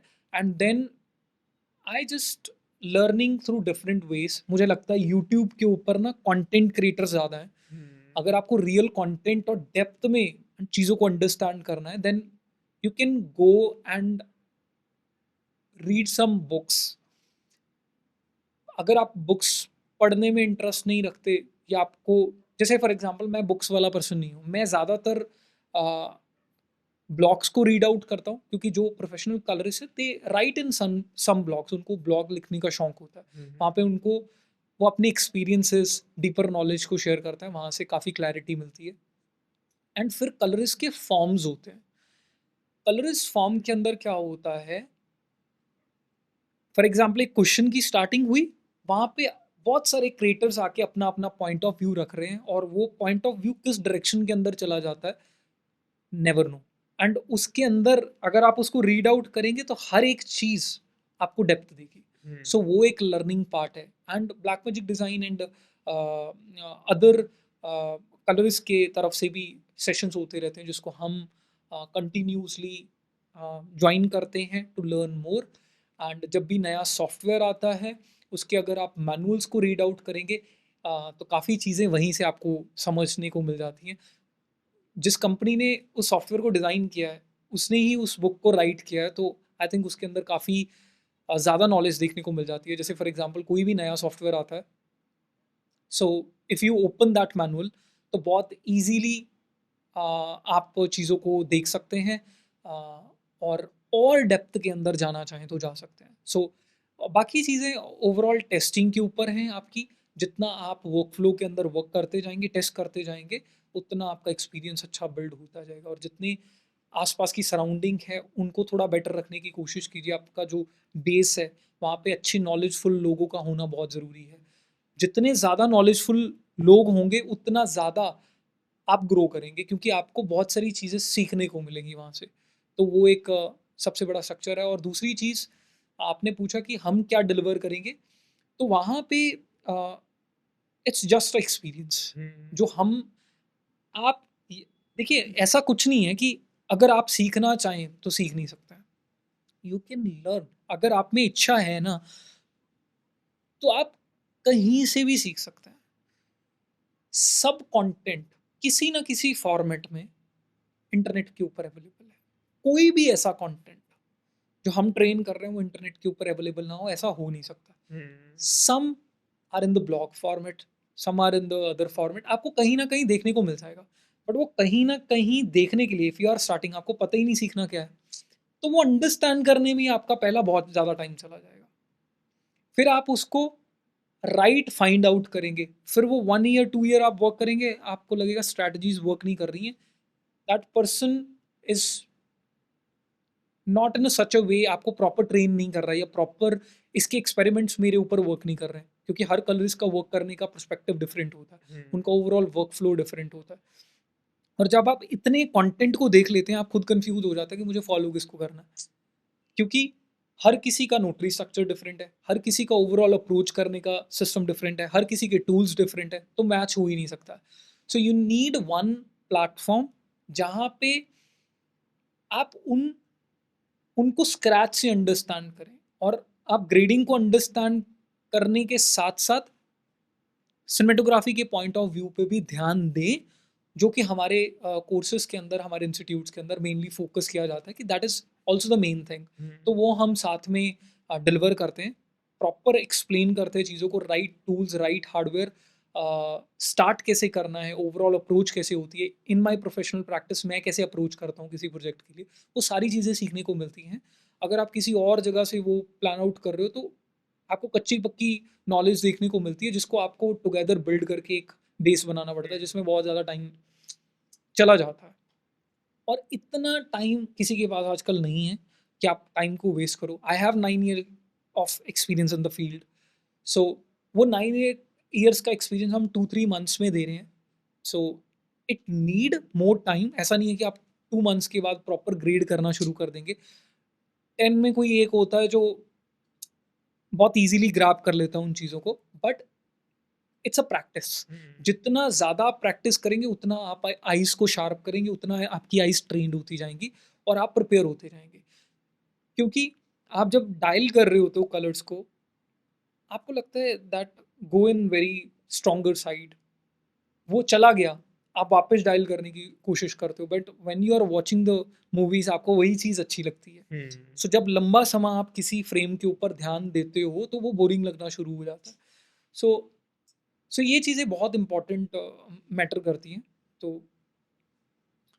ठीक है, मुझे ये बताओ कि कलर ग्रेडिंग का क्या फ्यूचर होने वाला है और आपको क्या लगता है कि एआई जो इतनी तेज़ी से ग्रो कर रहा है, तो एआई ऑटोमेशन का कितना बड़ा रोल रहने वाला है कलर ग्रेडिंग में? किसी भी कंटेंट को अगर आप डिलीवर करते हैं, so without editing and without grading, it's an incomplete. So वो कंप्लीट ही नहीं है। सो जैसा कि मैंने स्टार्टिंग के अंदर क्लियर क्लियर किया था कि एडिटिंग में शॉट्स की प्लेसमेंट बहुत मैटर करती है, ग्रेडिंग में फील बहुत मैटर करता है उन शॉट्स का। So grading is also important and every single industry के अंदर इम्पॉर्टेंट है। इवन वेडिंग का भी आप वर्क कर रहे हो, if you are in the wedding background, आप किसी की लाइफ की फीलिंग को शो कर रहे हो ना। आप दो इमोशंस को, उनकी लाइफ स्टोरीज को प्रेजेंट कर रहे हो। सो उसके ऊपर भी तो फिल्म जैसा ही वर्क होना ज़रूरी है ना। उसी स्ट्रक्चर वही रहता है, सॉफ्टवेयर को नहीं पता आप वेडिंग के लिए वर्क कर रहे हो, आप कमर्शियल में वर्क कर रहे हो, प्रिंसिपल्स स्ट्रक्चर्स डिफरेंट रहते हैं। चीज़ें जो चेंज होती हैं in the terms of contrast, overall texture and colours change होती हैं, स्ट्रक्चर वही रहता है। अब एआई के ऊपर बात कर लेते हैं। मुझे कुछ नहीं लगता ऐसा कि एआई किसी की जॉब खा जाएगा। और मुझे तो समटाइम्स ऐसा जब कोई कोई क्वेश्चन पूछता है, मुझे कई बार हंसी भी आती है, क्योंकि जब स्टार्टिंग हुई थी फोटोशॉप आने वाला था या आ गया, लोगों ने बोलना शुरू कर दिया अब फोटोग्राफर्स की जॉब खत्म होगी। ऐसा हुआ क्या? नहीं हुआ। एक्चुअली कोई भी टूल आ रहा है, कोई भी एआई आ रहा है, वो आपके काम को फास्टर करने के लिए आ रहा है। प्रॉब्लम उसके लिए है जो अपने आप को अपग्रेड नहीं करना अपग्रेड ही नहीं चाहता। कर रहा। अब आपके फील्ड में ऐसे बहुत सारे फोटोग्राफर्स हैं लोकल सिटीज़ के अंदर, जो CS6, CS7 फोटोशॉप का यूज़ कर रहे हैं। अब जो काम मैं फोटोशॉप के अंदर कुछ सेकंड्स के अंदर कर सकता हूँ, उनको काफ़ी टाइम लगने जस्ट वाला अ है, क्लिक में, अब तो within just a one click. Click. So उनके लिए तो डर है ही है। वो तो कहीं भी चले जाएँ, डर तो बना ही है। एआई आए ना आए, वो डर उनके लिए बना ही रहेगा। मेजर थिंग, दोनों चीज़ों का बैलेंस रखना बहुत ज़रूरी है। आपके पास क्रिएटिविटी, आपके पास ओवरऑल टेक्नोलॉजी, दोनों का बैलेंसिंग रखना ज़रूरी है। एआई किसी की जॉब को नहीं खाएगा, ये मेरा प्रॉमिस मैं आपसे आज करके जा रहा हूँ। किसी की जॉब को नहीं खाने वाला। बस आप काम पे फोकस कीजिए। AI is just a data, emotions कैसे डिलीवर करने हैं वो आप ही डिफाइन करोगे। इवन आपको कोई स्क्रिप्ट राइट करनी होती है इन द चैट जीपीटी, वो ऐसी बेसिक राइट करके दे देगा। जब तक आप अपने इनपुट्स नहीं इमोशन नहीं डालेंगे, देंगे उसको। इमोशंस नहीं देंगे, वर्ड्स नहीं देंगे आप, तो वो उठा ही नहीं सकता वो चीज़ को। तो आपके पास जब नॉलेज ही नहीं, कम्युनिकेट कैसे करोगे उसके साथ? तो एआई जॉब नहीं खाने वाला, एआई काम को फास्टर कर देगा। जो काम आज 1 घंटे में हो रहा है, वो हो सकता है कल को 10-15 मिनट में होना शुरू हो जाए। तो मैं किसी भी चीज़ को या एआई को ऐसा नहीं मानता हूँ कि ये मेरे काम को खराब करेगा। कोई भी चीज़ आ रही है, काम को फास्ट करने के लिए आ रही है, काम को ईज़ी करने के लिए आ रही है। Just adapt with the technology. अगर आप उसको अडैप्ट नहीं कर रहे हैं तो ठीक है, फिर तो आपको आएगी ही आएगी प्रॉब्लम। आप अगर अपने गेयर्स को उसी सिस्टम पे शिफ्ट कर रहे हैं, नोकिया फ़ोन था, अपग्रेड नहीं हुआ, मार्केट के अकॉर्डिंगली उसने अपने आप को चेंज नहीं किया, उसी चीज़ों के ऊपर स्टिक था। I don't know the background, हो सकता है वो वापस आ रहे हों या जो भी उनकी स्टोरी हो, बट एक तरह से अब नामो निशान मिट गया। हमने तो, ब्लैकबेरी। अब ब्लैकबेरी भी है। जैसे फॉर एग्जांपल नोकिया का तो हमने सबने फ़ोन चलाया। हमारे घर में पहला फ़ोन सांप सीढ़ी वाली गेम खेलते थे, नोकिया वाले फ़ोन ही होते थे, हम्म, तो कहाँ है अब? So technology is very, very important, creativity is also important, तो दोनों का बैलेंस रहना ज़रूरी है। इन्हीं बैलेंस के साथ मुझे लगता है आराम से आप मार्केट में टिक जाएँगे। किसी भी चीज़ की डरने वाली बात नहीं है कि एआई आ जाएगा, जॉब चली, मुझे कुछ नहीं लगता ऐसा। हम्म। कोई भी चीज़ आ रही है, वो काम को फास्टर करने के लिए आ रही है, बस उसको सीखिए। इसमें मेरा भी यही पॉइंट ऑफ व्यू है कि अगर आपने एआई को अडॉप्ट किया है, आपका काम तेज होगा। जो आप दिन में एक प्रोजेक्ट डिलीवर कर रहे थे या हफ्ते में एक प्रोजेक्ट डिलीवर कर रहे थे, अगर आप वही काम एआई के थ्रू जो हफ्ते में हो रहा था वो आप एक दिन में करके दे रहे हो, तो आपके पास तो स्कोप बढ़ गया ना भाई। आपकी 7x इनकम हो सकती है अब। आपके पास एब्सोल्युटली, क्लाइंट होना चाहिए। एब्सोल्युटली, अगर आप दिन का 24 घंटा लगा के कोई काम कर रहे थे, अब वो आप 1 घंटे में कर रहे हो, तो अब आपके पास 24x हो गया आपका देखने को। अगर आप काम करने वाले हैं 24 घंटे, तो आपने अपनी इनकम को 24x कर दिया। Absolutely. I can add one more point, even in the Photoshop अगर आप नोटिस करेंगे, one tool is generative fill. बिल्कुल। अगर आपको पहले के टाइम पे if you want to add the basically area और रिमूव द एरिया, मैनुअली सारी चीज़ें आपको करनी पड़ती है। इवन कि बहुत सारे ऐसे स्पेसिफिक डिपार्टमेंट्स होते हैं इनके जो actually I can just not remember the name of the industry, but matte artist kind of a hmm. Person जो ओवरऑल मैट्स को बनाते हैं। जो काम एक्चुअली में क्या होता है कि आप मैनुअली कर रहे हो, हर चीज़ को रिमूव कर रहे हो, या मैं आपको बोलूँ कि मेरे पास फ्रेम ही इतना कैप्चर है और मुझे 4K कैनवस के ऊपर रखना है, ये एक्स्ट्रा पोर्शन मेरे पास जो है उसको मुझे फिल करना है हम्म। प्रॉपरली, बिकॉज आप उसको ब्लैंक नहीं रख सकते।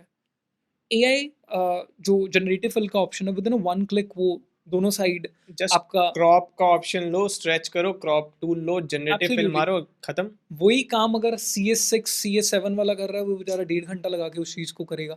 तो ये चीज़ें बहुत मैटर करती हैं। Even her point of view पे ये चीज़ें मैटर करती हैं। हम्म। जनरेटिव फिल का जैसे हम डिस्कशन कर रहे हैं, ये ऑप्शन ने काफ़ी चीज़ें आसान कर दी, ऐसे हज़ारों चीज़ें मैं हैं। जनरेटिव फिल के साथ मैं ऐड ऑन करना चाहूँगा, एडिटिंग में दाविंची में भी आ गया, प्रीमियर ने भी लॉन्च कर दिया, और सबसे पहले तो एफसीपी ने दिया, जो कि था magnetic mask. Correct. Magnetic mask ने कितना ज़्यादा काम आसान कर दिया। ये अगर एआई ना हो, ये मैग्नेटिक मास्क ना हो, तो वही ड्रॉ करना, देन उसे ट्रैक करना, tracking is also AI. Absolutely, जो पहले नहीं था उसको ट्रैक करना, उसमें आधा आधा दिन जा रहा था लोगों का। एब्सोल्युटली मैनुअली ट्रैक करना पड़ता है। आप रिज़ॉल्व के अंदर भी जब आप वर्क करते हो, so tracking systems are very powerful if hmm. You are use in a correct way. तो ट्रैकिंग्स बहुत पावरफुली आप उसको यूज़ कर सकते हो। वो जिस पॉइंट के ऊपर आपने ट्रैक किया उसके साथ स्टिक रहता है मैक्सिमम टाइम्स के अंदर। तो ये हर चीज़ जो आप देख रहे हो, even lot of tools in the resolve also build on the AI models जो अभी हम्म। स्लोअर हैं। आप रियल सिनेरियोज के अंदर उसको कम यूज़ करते हो, बिकॉज जब लॉन्गर टाइमलाइंस के ऊपर आप ऐसे टूल्स को यूज़ करते हो, तो आपका सिस्टम भी स्लो हो जाता है और रियल वर्ल्ड में सिनेरियोज उस वे से वर्क नहीं करते। मेरा एक्चुअली एक पॉइंट और मैं ऐड कर देता हूँ, एज अ कलरिस्ट मेरा ये वर्क नहीं होता कि आई can just convey only the colours. मेरा ये भी काम होता है कि मैं प्रोजेक्ट को लाइटर कैसे रख रहा हूँ। हम्म। आप अगर प्लेबैक ही नहीं कर पा रहे हो, आप 50 टूल्स को यूज़ कर रहे हो, एक सिंपल जो काम पावर विंडो से हो सकता है, you can just do qualifying the things. आपको हर क्लिप के ऊपर जाके क्वालिफायर को चेक करना पड़ेगा कि मास्क ब्रेकेज तो नहीं कर रहा। हम्म। जहाँ पे मेरा ब्रेकेज का चांस बहुत कम हो जाता, अगर फॉर एग्जांपल मुझे लेफ्ट साइड या राइट साइड फ्रेम का ब्राइटर करना है, many are using the qualifiers, correct. So qualifiers के अंदर क्या होता है, हर एक जहाँ जहाँ मैंने क्वालिफायर्स को यूज़ किया, मुझे वहाँ वहाँ ध्यान रखना पड़ेगा कि कहाँ पे ये ब्रेकेज तो नहीं कर रहा किसी पॉइंट पे। हम्म। समटाइम्स वो बाय आई मुझे नहीं दिखाई दे रहा, हो सकता है कोई ब्रेकेज हो सकता है कोई नॉइस हो, but when I am using the power Windows in resolve, तो चीज़ें बहुत आसान हो जाती हैं, कोई ब्रेकेज है ही नहीं। ऐसा हो सकता है कि वो प्लेसिंग मुझे यहाँ पे टारगेट करना था, थोड़ी सी आउटर चली गई या थोड़ी सी इनर चली गई, बट वो ब्रेक करने का चांसेस नहीं होने वाला, और ब्रेक होगी भी नहीं, और आप फील भी नहीं कर पाएंगे। एज अ ऑडियंस जब आप एक फ्रेम को फील करते हैं, even I am as a technical person जब मैं फील करता हूँ, मुझे ये कभी क्लैरिटी नहीं हो पाएगी इमेज को शेप किस वे से किया हुआ है। हम्म। सिनेमेटोग्राफर और कलरिस्ट ने जो फ्रेम के अराउंड, अगर स्ट्रॉन्ग पुश है तो you can feel it, but अगर वो स्ट्रॉन्ग पुश नहीं है यू कांट फील इट कि आपका फोकस कहाँ पे लेके जाया जा रहा है, हुँ, आपके आउटर्स को कैसे डाउन किया गया है so that your focus goes on specific thing. आपने एक मूवी देखी होगी काइंड ऑफ मक्खी, हाँ, मक्खी में वो छोटा सा एक एलिमेंट है मक्खी, जिसको एक्सप्लेन करना है। अब इतने बड़े सेट में छोटी सी मक्खी को कैसे एक्सप्लेन किया जा रहा है, that's where the colourist come in, cinematographer comes in. वो छोटी सी चीज़ के ऊपर भी अटेंशन कैसे लेके जाना है, all the things around all the corners they can just darken it down hmm. So the automatically focus goes on the centre subject. तो ये सारी चीज़ें मैटर करती हैं। और या थैंक यू सो मच। आज का पॉडकास्ट बहुत बहुत बढ़िया गया है और बहुत कुछ सीखने को मिला है, हार्डवेयर सॉफ्टवेयर से लेके टेक्निकल नॉलेज, हर तरह से बहुत सारी चीज़ें जानने को मिली हैं। और मैं उम्मीद करता हूँ कि हमारे व्यूअर्स को भी बहुत कुछ जानने को मिला और बहुत मज़ा आया होगा। अगर उन्हें अच्छा लगा हो तो मैं उन्हें बोलूँगा कि ज़रूर, अगर आपको अच्छा लगा तो सब्सक्राइब करना ना भूलें और कमेंट ज़रूर करें कि आपको ये कैसा लगा। आपको क्या कुछ नया जानने को मिला आज, सॉफ्टवेयर्स के बारे में, हार्डवेयर्स के बारे में, कलर ग्रेडिंग के बारे में क्या कुछ जानने को मिला। Thank you so much. Thank you so much, आपने एक्चुअली मुझे प्लेटफॉर्म दिया अपने वर्ड्स को डिस्क्राइब करने के लिए, एंड रियली ग्रेटफुल। मैं एक्चुअली कैमरे के पीछे हम काम करना पसंद करते हैं, फ्रंट पे आना अच्छा नहीं लगता मुझे, but with the courage to many students, हम मेरे को बताया गया कि आपका जो पॉइंट ऑफ व्यू है आप जाके वो शेयर कीजिए। So thank you so much, आपने हमें इनवाइट किया, आपने प्लेटफॉर्म दिया मेरे इमोशंस को रखने के लिए। होप ये आपकी जो ऑडियंस है उनको भी अच्छा लगे, और that is my first time. हो सकता है मेरे से चीज़ें ऊपर नीचे हो सकती हैं, so I completely respect every one perspective, and जिसको भी जो भी अगर उनके कोई फीडबैक्स हैं they can just write in the comments. वो हमारे लिए एज अ हेल्प करेंगे, हमारे बिल्कुल। ग्रो करने में हमारी हेल्प करेंगे। Thank you so much for inviting. Thank thank you. You.